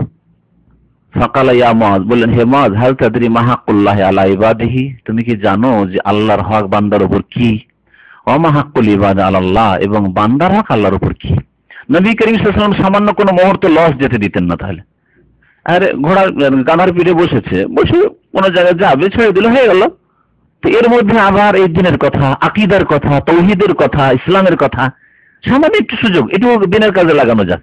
এরকম আমাদের আখলাক চরিত্র হওয়া উচিত। এমন নয় যে দুনিয়ার গল্প করে এখান থেকে 91 এখান থেকে গেলেন, আধা ঘন্টা যাচ্ছেন, দুই ভাই দিনী ভাই যাচ্ছেন, কোন একটা দিনী মাসলা আলোচনা না করে দুনিয়ার গল্প। হ্যাঁ, কোন জায়গায় খেতে বসলেন, দুনিয়ার গল্প, ভাই আমার এত জমি আছে, এই ঢাকাতে এই জায়গায় কিনেছি, তো অমুক শহরে এই বাড়ি করেছি, এই করেছি সেই করেছি, এগুলি দুনিয়ার গল্প। কেন?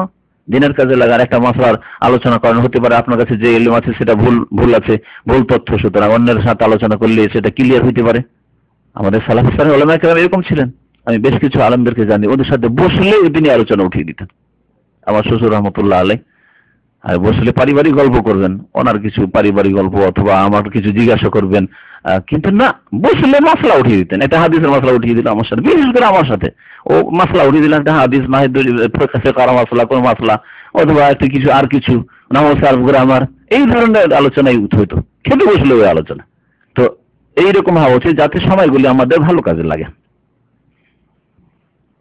ওমা হাক্কুল ইবাদ আলাল্লাহ, বান্দার হক আল্লাহর উপর কি? দুটি কথা জিজ্ঞেস করলেন। কুলতু, তিনি বলেন আল্লাহ ওয়া রাসূলুহু আলাম, আল্লাহ এবং তার রাসূল বেশি জানেন। আলাম ইসিম তাফজিলের সেগা, আলাম মানে আমি জানি না, মুতাকাল্লিমের সেগা যদি হয় আলাম না আলাম মানে আমি জানি, হ্যাঁ, কিন্তু আলাম এটা ইসিম তাফজিল।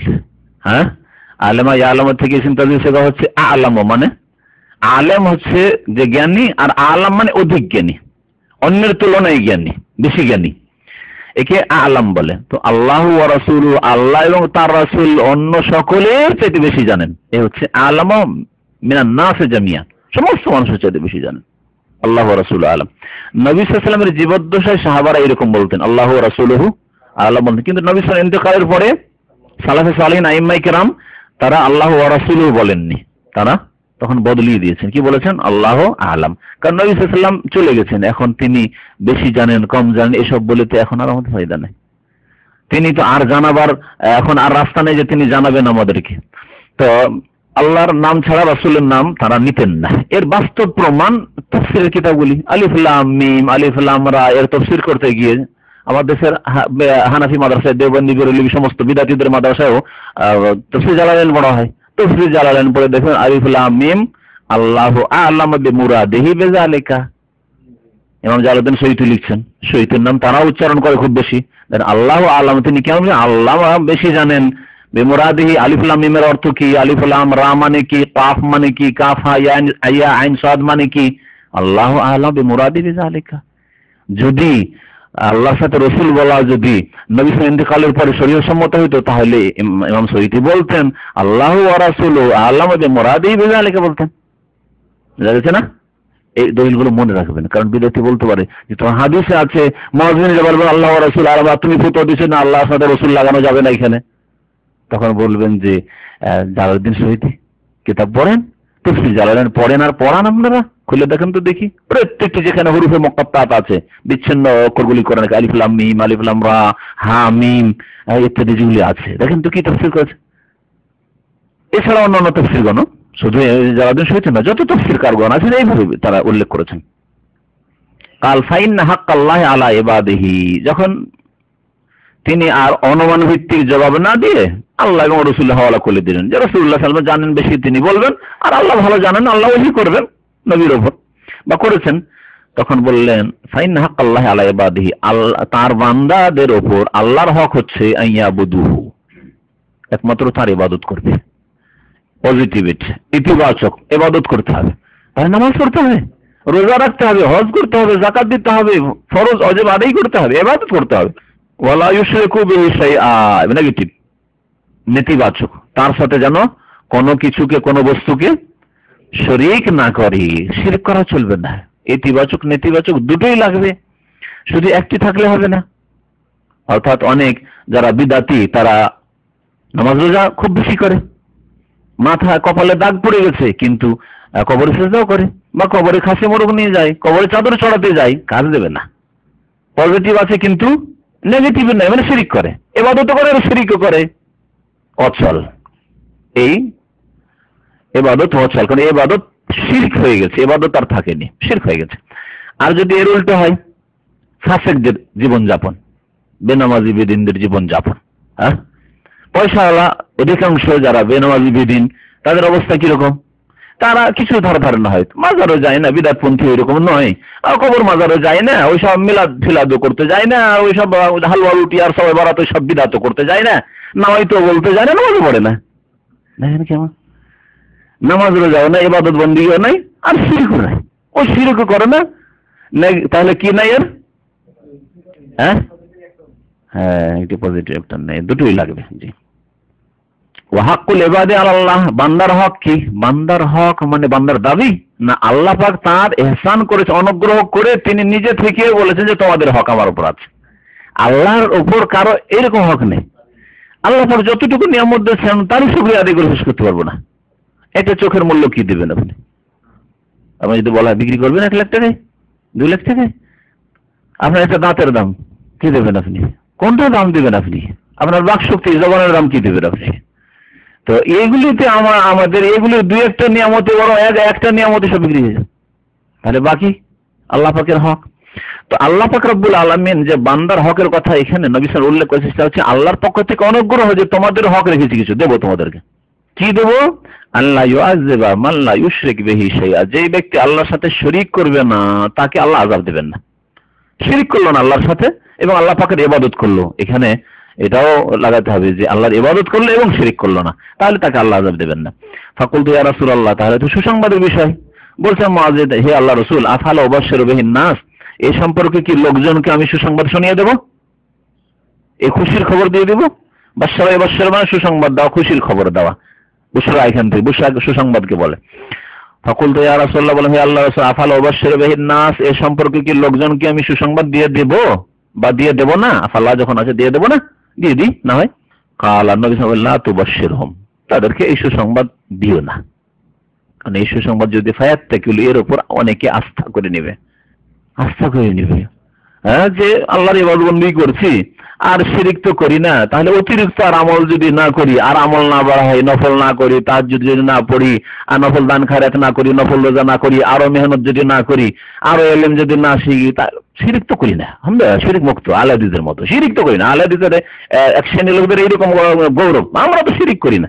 আর শিরিক করার কত পাপ, হারাম খাচ্ছ, অনেকে ঘুষ খাচ্ছ, হ্যাঁ, অনেকে জামাত ছাড়ছ, অনেকে অনেক রকমের পাপে লিপ্ত আছে, বাড়িতে মহিলাদের পর্দা করাও না, স্কুল কলেজ ইউনিভার্সিটিতে মেয়েদেরকে পড়াইছো, যুবতীদেরকে সহশিক্ষার জন্য, খেয়াল আসে না? শুধু শিরিক করি না আর বিরাট করি না দিয়ে বাপ পার না। এই সুসংবাদ দিতে এই জন্য নিষেধ করেছেন যে কিছু লোকেরা মনে করবে যে শিরিক তো করি না আর ইবাদত বন্দেগী তো নামাজ, 5 ওয়াক্ত নামাজ ঠিক আছে, যথেষ্ট। ফায়াত্তাকিলু, তারা এর উপরে ভরসা করে ফেলবে। নিষেধ করেছেন নবী সাল্লাল্লাহু আলাইহি ওয়াসাল্লাম এই রহস্যের জন্য। তাহলে নিষেধ করলেন, তাহলে হাদিস কেমন পৌঁছিল আমাদের কাছে? প্রশ্ন বুঝে গেছে?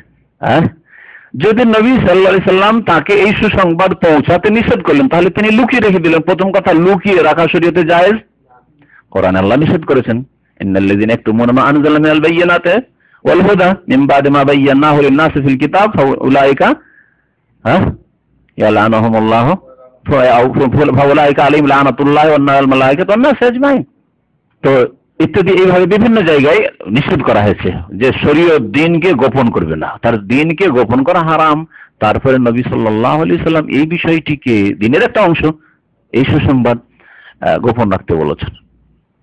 এই আয়াত মুআয বিন জাবালের নজরে ছিল, আর নবী সাল্লাল্লাহু আলাইহি ওয়াসাল্লামের আদেশ, ওর উদ্দেশ্যই ছিল না যে তুমি কখনো জানাবে না, না এখন সুসংবাদ দিও না, আমলে বাড়তে দাও মানুষকে। আর একটি হাদিস রয়েছে, বুখারীতে রয়েছে, মুসলিমে রয়েছে, নবী সাল্লাল্লাহু আলাইহি ওয়াসাল্লাম একদিন বললেন মুআয বিন জাবালকে, এই ঘটনায় হাদিসের ভাষাটা অন্যরকম আছে, হয়তো ঘটনা একটি হতে পারে অথবা 2বার এটা ঘটতে পারে। মা মিন আবদিন ইয়াশহাদু আল্লা ইলাহা ইল্লাল্লাহু ওয়া আন্না মুহাম্মাদান আবদুহু ওয়া রাসূলুহু খালিসাম মিন কলবিহি সিদকাম মিন কলবিহি। কোন বান্দা যদি লা ইলাহা ইল্লাল্লাহর শাহাদাত দেয় আর বলে মুহাম্মদ সাল্লাল্লাহু আলাইহি ওয়াসাল্লাম আল্লাহর রাসূল, সিদকাম মিন কলবি, তার অন্তরের সততার সাথে যে লা ইলাহা ইল্লাল্লাহ আর মুহাম্মদ রাসূলুল্লাহ শাহাদাত দেবে, সে আর বেনামাজি হতে পারে নাকি? হ্যাঁ, সে আবার রোজা ছাড়তে পারে? আল্লাহর প্রতি বিশ্বাসী, রসুলের প্রতি বিশ্বাসী, মানে আল্লাহ এবং রসুল যা দিয়েছেন তা পালন করবে, খালেস অন্তর থেকে সে এর প্রতি বিশ্বাস করেছে। এই জন্য শাইখ ইবনে উসাইমিন রাহমাতুল্লাহ আলাইহি বলেছেন যে শুধু কলেমা মন্ত্রের মতো পড়ে বলবেন যে নামাজ পড়ি না, জান্নাত পাবো না, কখনো না। কারণ শুধু কলেমা পড়ার কথা হাদিসে বলা হয়নি, সিদকাম মিন কলবিহি আও খালিসাম মিন কলবিহি বলা হয়েছে। এরকম একটা শর্ত বলা হয়েছে, খালেস অন্তর নিয়ে অথবা অন্তরের সততার সাথে। আর অন্তরের সততার দাবি হচ্ছে যে আপনি আল্লাহ পাকের আদেশ নিষেধ মেনে চলবেন, আর তার মধ্যে প্রথম হচ্ছে নামাজ। সেই জন্য বেনামাজি, তার কাছে কোনো প্রমাণ নেই যে সে মুসলিম। হুকম তারিকের সালাত যে বইটি আছে, নামাজ ত্যাগকারীর বিধান, তাতে এই বিষয়গুলি তিনি উল্লেখ করেছেন, যাতে করে মানুষের সংশয় না থাকে যে কলেমা পড়া মুসলমান, তারপর আবার কি করে তারা সে মুসলিম নয় বলবো। তো এইগুলি এই জন্য উল্লেখ করেছেন তিনি।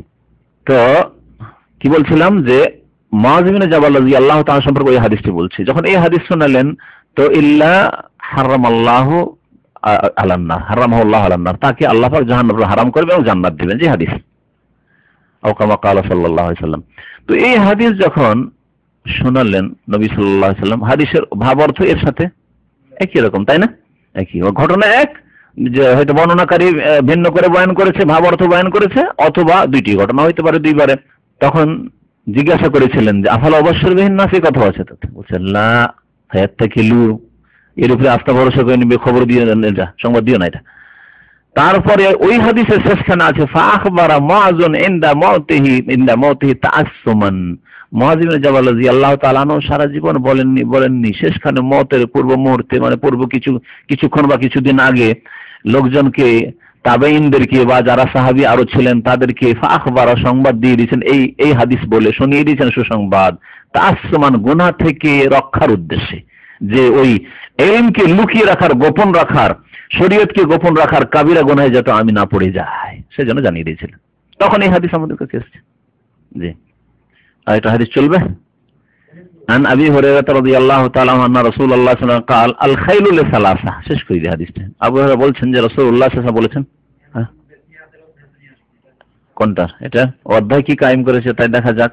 137 নম্বর হাদিস বলছেন কিতাবুল জিহাদ আছে, জিহাদের মধ্যে বাবু ইসমিল ফারাস ওয়াল হিমার। ইমাম বুখারী বলছেন যে এই অধ্যায় হচ্ছে ঘোড়ার নাম রাখা সম্পর্কে আর গাধার নাম রাখা। ব্যাস এতটুকু মুনাসাবাত, এতটুকু মিল আছে যে ঘোড়া গাধার নাম রাখা যেতে পারে, যে মাসলা আগেই বলে ফেলেছি। জি, রাসূলুল্লাহ সাল্লাল্লাহু আলাইহি ওয়াসাল্লাম বলেছেন আল খাইলু লিসালাসা, ঘোড়া তিন শ্রেণীর মানুষের জন্য, মানে দুনিয়াতে ঘোড়া পুষে তিন প্রকারের লোক, তিন রকম ছাড়া চার রকম নেই, বলছেন নবী সাল্লাল্লাহু আলাইহি ওয়াসাল্লাম। লিরাজুলিন আজরুন, এক রকমের লোকের জন্য নেকি আছে ঘোড়া পুষলে। ওয়ালে রাজুলিন সিতরুন, আরেক শ্রেণীর লোকের জন্য সিতরুন মানে পর্দা আছে, মানে আল্লাহ পাক তার গুনাহ খাতাকে, ভুল ভ্রান্তিকে ঢেকে দেবেন, নেকিও পাবে না কিন্তু আল্লাহ ধরবেন না, সাজা শাস্তি দেবেন না। সিতরুন, তার পর্দা দিয়ে আল্লাহ ঢেকে রেখে দেবেন, যা থাক ছেড়ে দিলাম তোকে, ওর নেকিও নেই গুনাহও নেই। ওয়া আলা রাজুলিন বিজরুন, আর আরেক শ্রেণীর লোক আছে যার জন্য গুনার বোঝা আছে। বিজরুন মানে বোঝা, গুনার বোঝা। আল্লাহ তাজিরু ওয়াজিরাতুন বিজরা উখরা, কেউ কারো গুনার বোঝা উঠাবে না, আল্লাহ কোরআনে বলেছেন বিজর।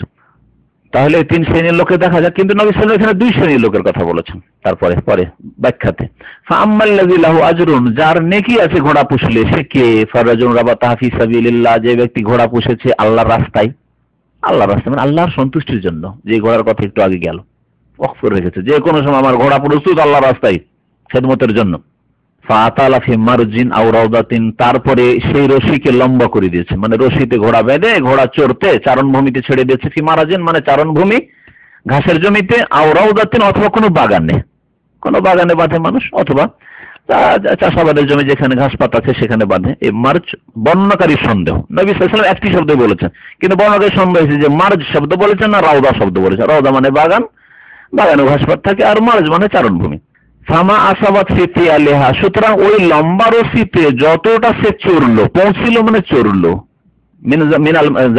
মিনাল মার্জ মানে ওই চারণভূমি থেকে, আবির রাউজা অথবা বাগান থেকে, যতটা ঘাস খেলো ঘোড়া, কানাত লাহু হাসানা, ততটা পরিমাণ তার নেকি হবে।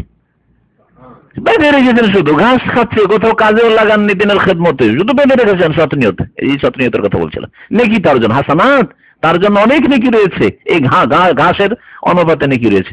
ওয়ালাউ আন্নাহা কাতাআত আলাহা, আর যদি বাই চান্সে তার এই রশিটা ছিঁড়ে দেয়, চড়তে চড়তে রশি, বকরি রশি ছেড়ে দেখেছেন না, গরুতে রশি ছেঁড়া ওই রকম ঘোড়া রশি ছেড়ে দিয়েছে।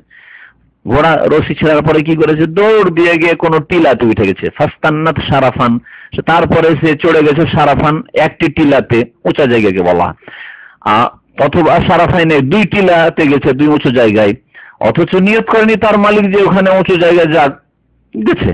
কানাত আওরাসুহা আরওয়াসুহা ওয়া আসারুহা হাসানাতিন লাহু, তাহলে তার যে গোবরগুলি উঁচুতে গিয়ে ওখানে করে লাদলো, তারপরে গোবর হলো, ওই গোবরগুলি আসার এবং তার কদম, যে পায়ে কদমে কদমে, আসার মানে চিহ্ন, মানে পায়ের চিহ্ন, আর আসার ওর জামা, পায়ের চিহ্নগুলি কি হবে, হাসানাতিন লাহু, এগুলি তার জন্য অনেক নেকির কারণ হবে, এর মাধ্যমে অনেক নেকি পাবে সে। ওয়ালাউ আন্নাহা মাররাত বিনাহরিন, আর সেই ব্যক্তি ঘোড়া নিয়ে একটা নদী পার করছিল, আর দেশে কত যে নদী পার হয়ে এপার থেকে ওপার যাচ্ছিল নদী দিয়ে, ফাশারিবাত মিনহু, ওর ইচ্ছা ছিল না যে পানি পান করবে, কিন্তু নদীতে পার হইতে হইতে মুখ দিয়ে পানি পান করে না, দেখা যায় না যে নদীতে হাঁকাচ্ছেন আপনি গরুকে, তার ওর মধ্যে পান করে দিল। তো ঘোড়া ফাশারিবাত মিনহু, ওই ঘোড়া পান করলো ওই নদী থেকে। ওয়ালাম ইউরিদ আন ইয়াসকিয়াহা, অথচ তার মালিক বা তার রাখাল পানি পান করাবার উদ্দেশ্য করেনি, ঘোড়াকে নামায়নি পানি পান করার জন্য, বরং ওপারে যেতে হবে সেই জন্য ঘোড়া নিয়ে গেছে। কানা যালিকা হাসানাতিন লাহু, এতেও তার অনেক নেকি রয়েছে, এতে তার বিনা মেহনতের নেকি। ওরাজুল, এ হলো এক শ্রেণীর ঘোড়া পোষার লোক। দ্বিতীয় শ্রেণী বা তৃতীয় শ্রেণী, ওয়ারাজুলুন রাবাতাহা তাগান্নিয়ান ওয়া তাআফফুফান, এতে তাহলে তিন শ্রেণীর আছে, কিন্তু আরেকটা হাদিস আমি দেখলাম তাতে তাতে দুই শ্রেণী করে দিয়েছে, এখানে হযফ হয়ে গেছে, এখানে আছে ঠিক আছে, ওয়ারাজুলুন রাবাতাহা তাগান্নিয়ান ওয়া তাআফফুফান ওয়া লাম ইয়ানসা হাক্কাল্লাহি ফি রিকাবিহা। আর এক শ্রেণীর লোক বেঁধে রেখেছে ঘোড়াকে সচ্ছল হওয়ার জন্য, ঘোড়া রেখেছে কি জন্য, ঘোড়া দিয়ে কিছু ইনকাম করব, আয় উপার্জন করবো, ও তাআফফুফান, এবং ভিক্ষা থেকে বাঁচবো, ঘোড়া পুষলে ভিক্ষা থেকে বাঁচবো। গাড়ি রাখা লোকদের এর উপর কিয়াস করতে পারেন, কিন্তু এর নাম কিয়াস, গাড়ি রেখেছেন কিন্তু গাড়িতে দিনের খেদমত করেন না, তবে হালাল রুজি করব, মাদ্রাসার আমি কাজ করছি, অথবা আমি কিছু কাজ করছি গাড়ি দিয়ে, বাস রুজি হালাল রুজি হাসিল করে একটু সচ্ছল হবো, আর আমি গুনাহ থেকে বাঁচবো, মানে ভিক্ষার গুনাহ থেকে বাঁচবো আমি। ওয়ালাম ইয়ানসা হাক্কাল্লাহি ফি রিকাবিহি, তাআফফুফ কি বলেন, তাগান্নিয়া মানে সচ্ছল হওয়ার উদ্দেশ্যে, ও তাআফফুফান মানে ভিক্ষার গুনাহ থেকে বাঁচার উদ্দেশ্যে। ওয়ালাম ইয়ানসা হাক্কাল্লাহি ফি রিকাবিহা, আর ওর কাঁধে যে আল্লাহর হক রয়েছে তা ভুললো না, আল্লাহর হক যদি কোনো ফরজ হক থাকে তা বলেনি, কিন্তু ওয়ালা যুহুরিহা, আর ওর পিঠে যদি আল্লাহর হক থাকে তাও ভুলেনি, যদি কোনো সময় জরুরি হয়ে যায় তাহলে সে জরুরি কাজ করে। অনেক ক্ষেত্রে আপনি গুনাহগার হবেন, একটা লোক মরুভূমিতে দাঁড়িয়ে আছে আর আপনি গাড়ি নিয়ে আসছেন, আর সেই ব্যক্তি দেখছেন না এটা আমার আশা করি ক্ষতি করবে না। আজকালকার জামানা হয়তো অনেক লোক আছে ড্রাগ নিয়ে, গাঞ্জা নিয়ে রাস্তায় দাঁড়িয়ে আছে, এরকম ঘটনা ঘটেছে, আর আপনার মায়া লাগলো লোকটা ধুপে রোদ্রে আর মরুভূমিতে দাঁড়িয়ে আছে, রে কখন গাড়ি পাই না পাই, গাড়িতে উঠিয়ে নিলেন, আর উঠিয়ে নেওয়ার পরে দেখা গেল যে একামা থাকতে হবে, কারণ আজকাল আইন কানুনের ব্যাপার সবার। তারপরে হিরোইনের শাস্তি, আপনার কোন সম্পর্ক হিরোইনের সাথে, ওরও আপনি ওই হেল্প করতে চেয়েছেন, কিন্তু দেখা যাচ্ছে ফার্স্ট লোক উঠিয়ে যান আর ওর কাছে হিরোইন আছে, সামনে গিয়ে চেক হলো হিরোইন ধরা খেলো, আপনারও গেল ওরও গেল, ওরও জীবন গেল হয়তো, অথবা 10 বছর গেল, আপনিও 10 বছর খামা খায়। সুতরাং এই ক্ষেত্রে একটু দুনিয়ার ক্ষেত্রে সজাগ থাকতে হবে। তবে যদি দেখি যে না ইনশাআল্লাহ এর নেক লোক, অথবা আমি চিনি, আর আশা করি এইসব সমস্যায় পড়বো না, তো উপকার করা অনেক ক্ষেত্রে আছে, যেখানে হয়তো যানবাহন নেই বা কিছু, আর সেখানে আপনি উপকার করতে পারবেন। এই হচ্ছে উদ্দেশ্য, আল্লাহর হক এই ক্ষেত্রে ভুললো না, এবং ওর পিঠে যে হক আছে ঘোড়ার তাও ভুললো না। ফাহিয়া লিযালিকা সিতরুন, এর জন্য পর্দা হয়ে যাবে, মানে আল্লাহ পাক ওকে মাফ করে দিবেন, যদিও দিনের খেদমতে তার ঘোড়াকে লাগায়নি, গাড়িকে লাগায়নি। ওয়ারাজুলুন রাবাতাহা ফাখরান ওয়া রিয়াআন ওয়া নিওয়াআন লিআহলিল ইসলাম ফাহিয়া বিজরুন আলা যালিক, আর তৃতীয় শ্রেণীর লোক ঘোড়া বেঁধে রেখেছে বাড়িতে, কিসের জন্য, গৌরবের জন্য। আমি এক মন্ত্রীকে আমি জানি, আমার এলাকার এমপি ছিল এবং বড় মন্ত্রী হয়েছিল, সে একবারে ক্যাবিনেট মন্ত্রী, কয়েকবার বিদ্যুৎ মন্ত্রী হয়েছে, তারপরে শেষে রেল মন্ত্রী হয়েছে, প্রভাবশালী মুসলিম, আর অনেক মুসলিমকে চাকরি দিয়েছে, ভারতের পশ্চিমবঙ্গের কথা বলছি। আর সে গোটা গোটা ইন্ডিয়ার ক্যাবিনেট মন্ত্রী হয়েছিল, গনি খান চৌধুরী, আল্লাহ মাফ করে। তো এসব লোকের কিছু খায়ের আছে, কিন্তু আল্লাহ জানে তাদের ইবাদত বন্দেগীর অবস্থা। তো ঘোড়া তার বাড়ি গেছি আমি দেখতে।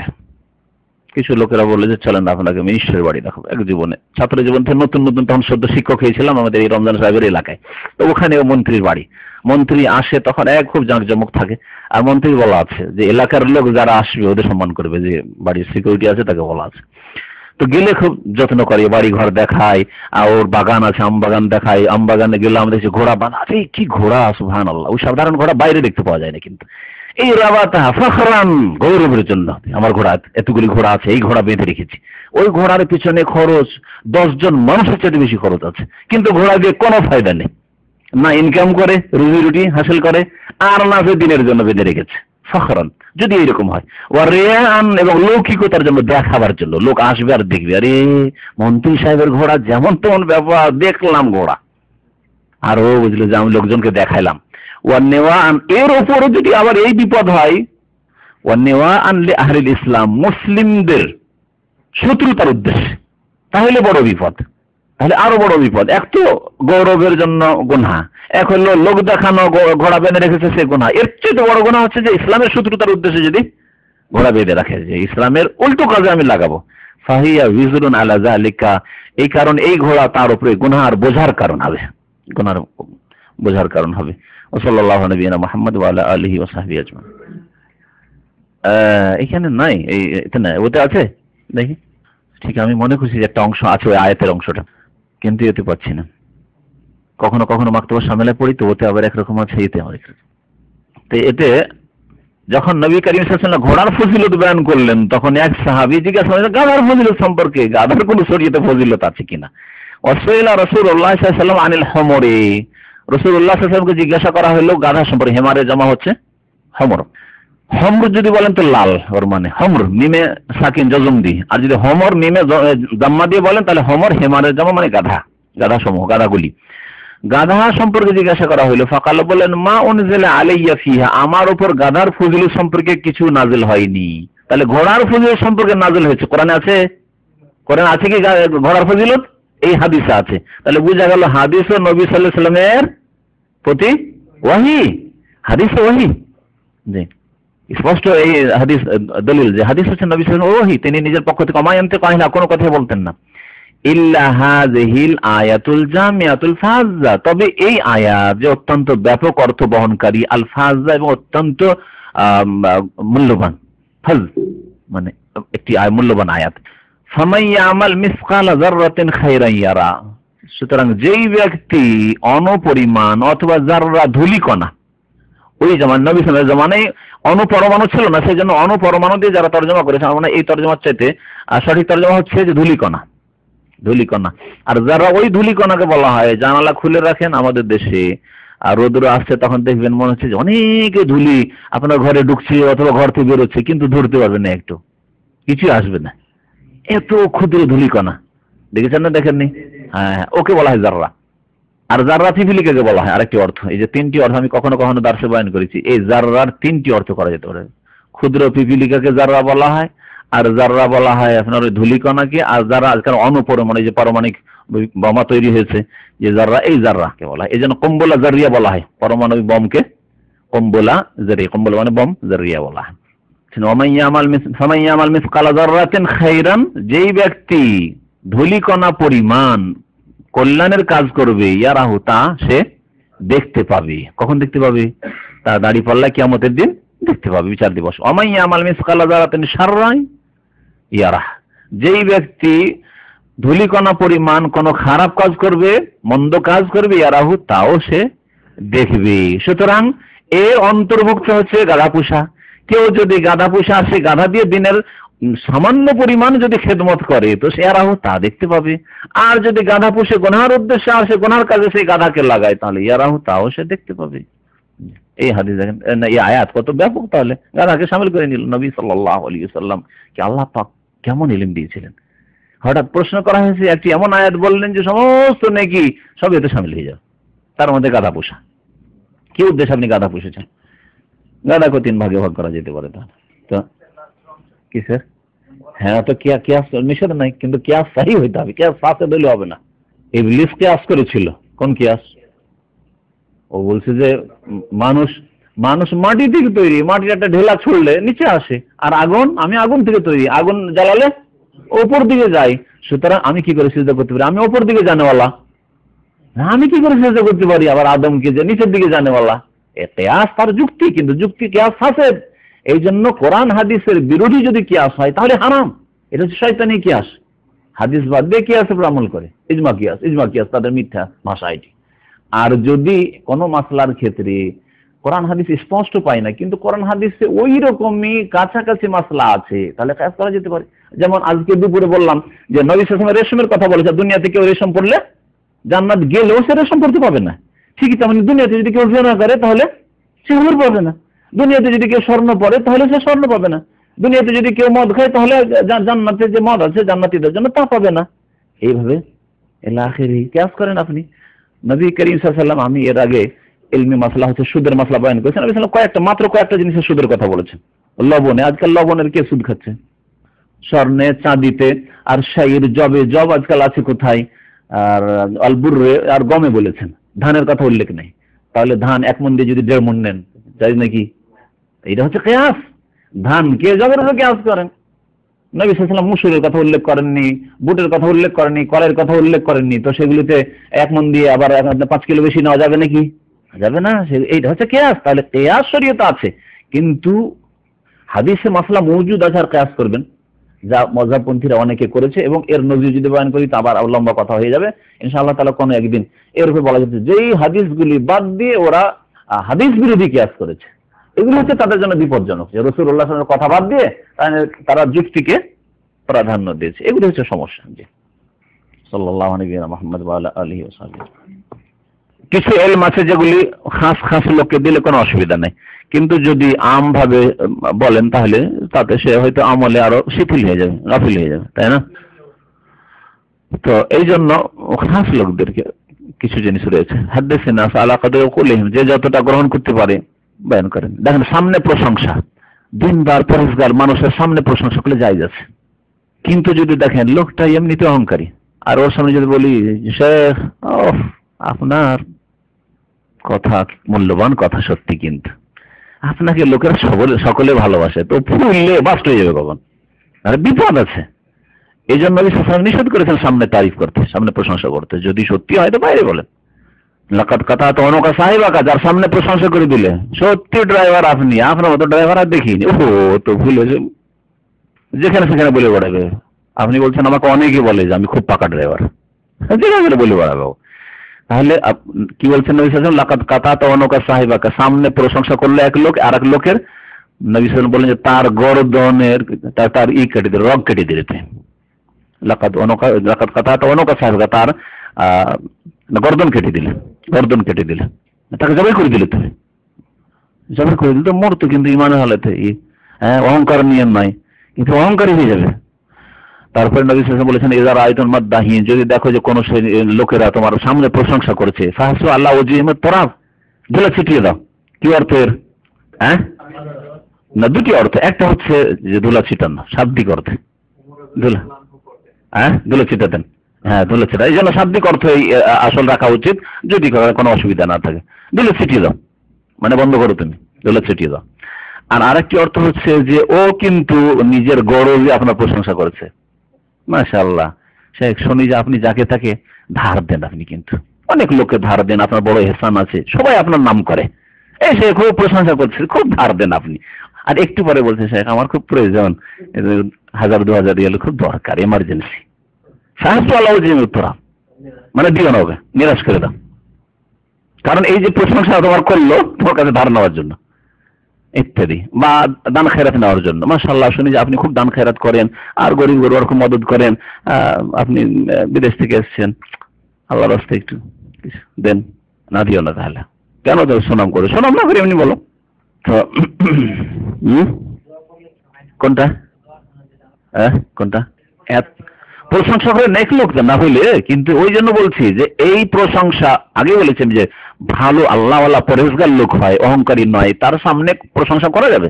নবী সাল্লাল্লাহু আলাইহি ওয়াসাল্লাম এক অপরের প্রশংসা করেছেন, কিন্তু নিরাপদ এই লোক অহংকারী হবে না, এই লোকের ক্ষতি হবে না প্রশংসাতে, বরং সে আল্লাহ শুকরিয়া আদায় করবে এবং বলবে আল্লাহ মাগফিরলি মা লা ইয়ালামুন, আমার অনেক ভুল ত্রুটি আছে, লোকের আসলে জানেন না। ওয়াজআলনি খায়রাম মিম্মা ইয়াযুন্নুন, আল্লাহ যে ধারণা করছে হচ্ছে আমাকে ভালো বানাও। আবু বকর সিদ্দিক বলতেন। কিন্তু আবু বকর সিদ্দিক, ওমর, উসমান, আলী সাহাবায়ে কেরামদের চরিত্রবান হইলে তো, আজকাল মাত্র 15 মিনিটের এক বক্তার বক্তব্য শুনেছি, অথচ খুব বড় আলেম মনে করা হচ্ছে।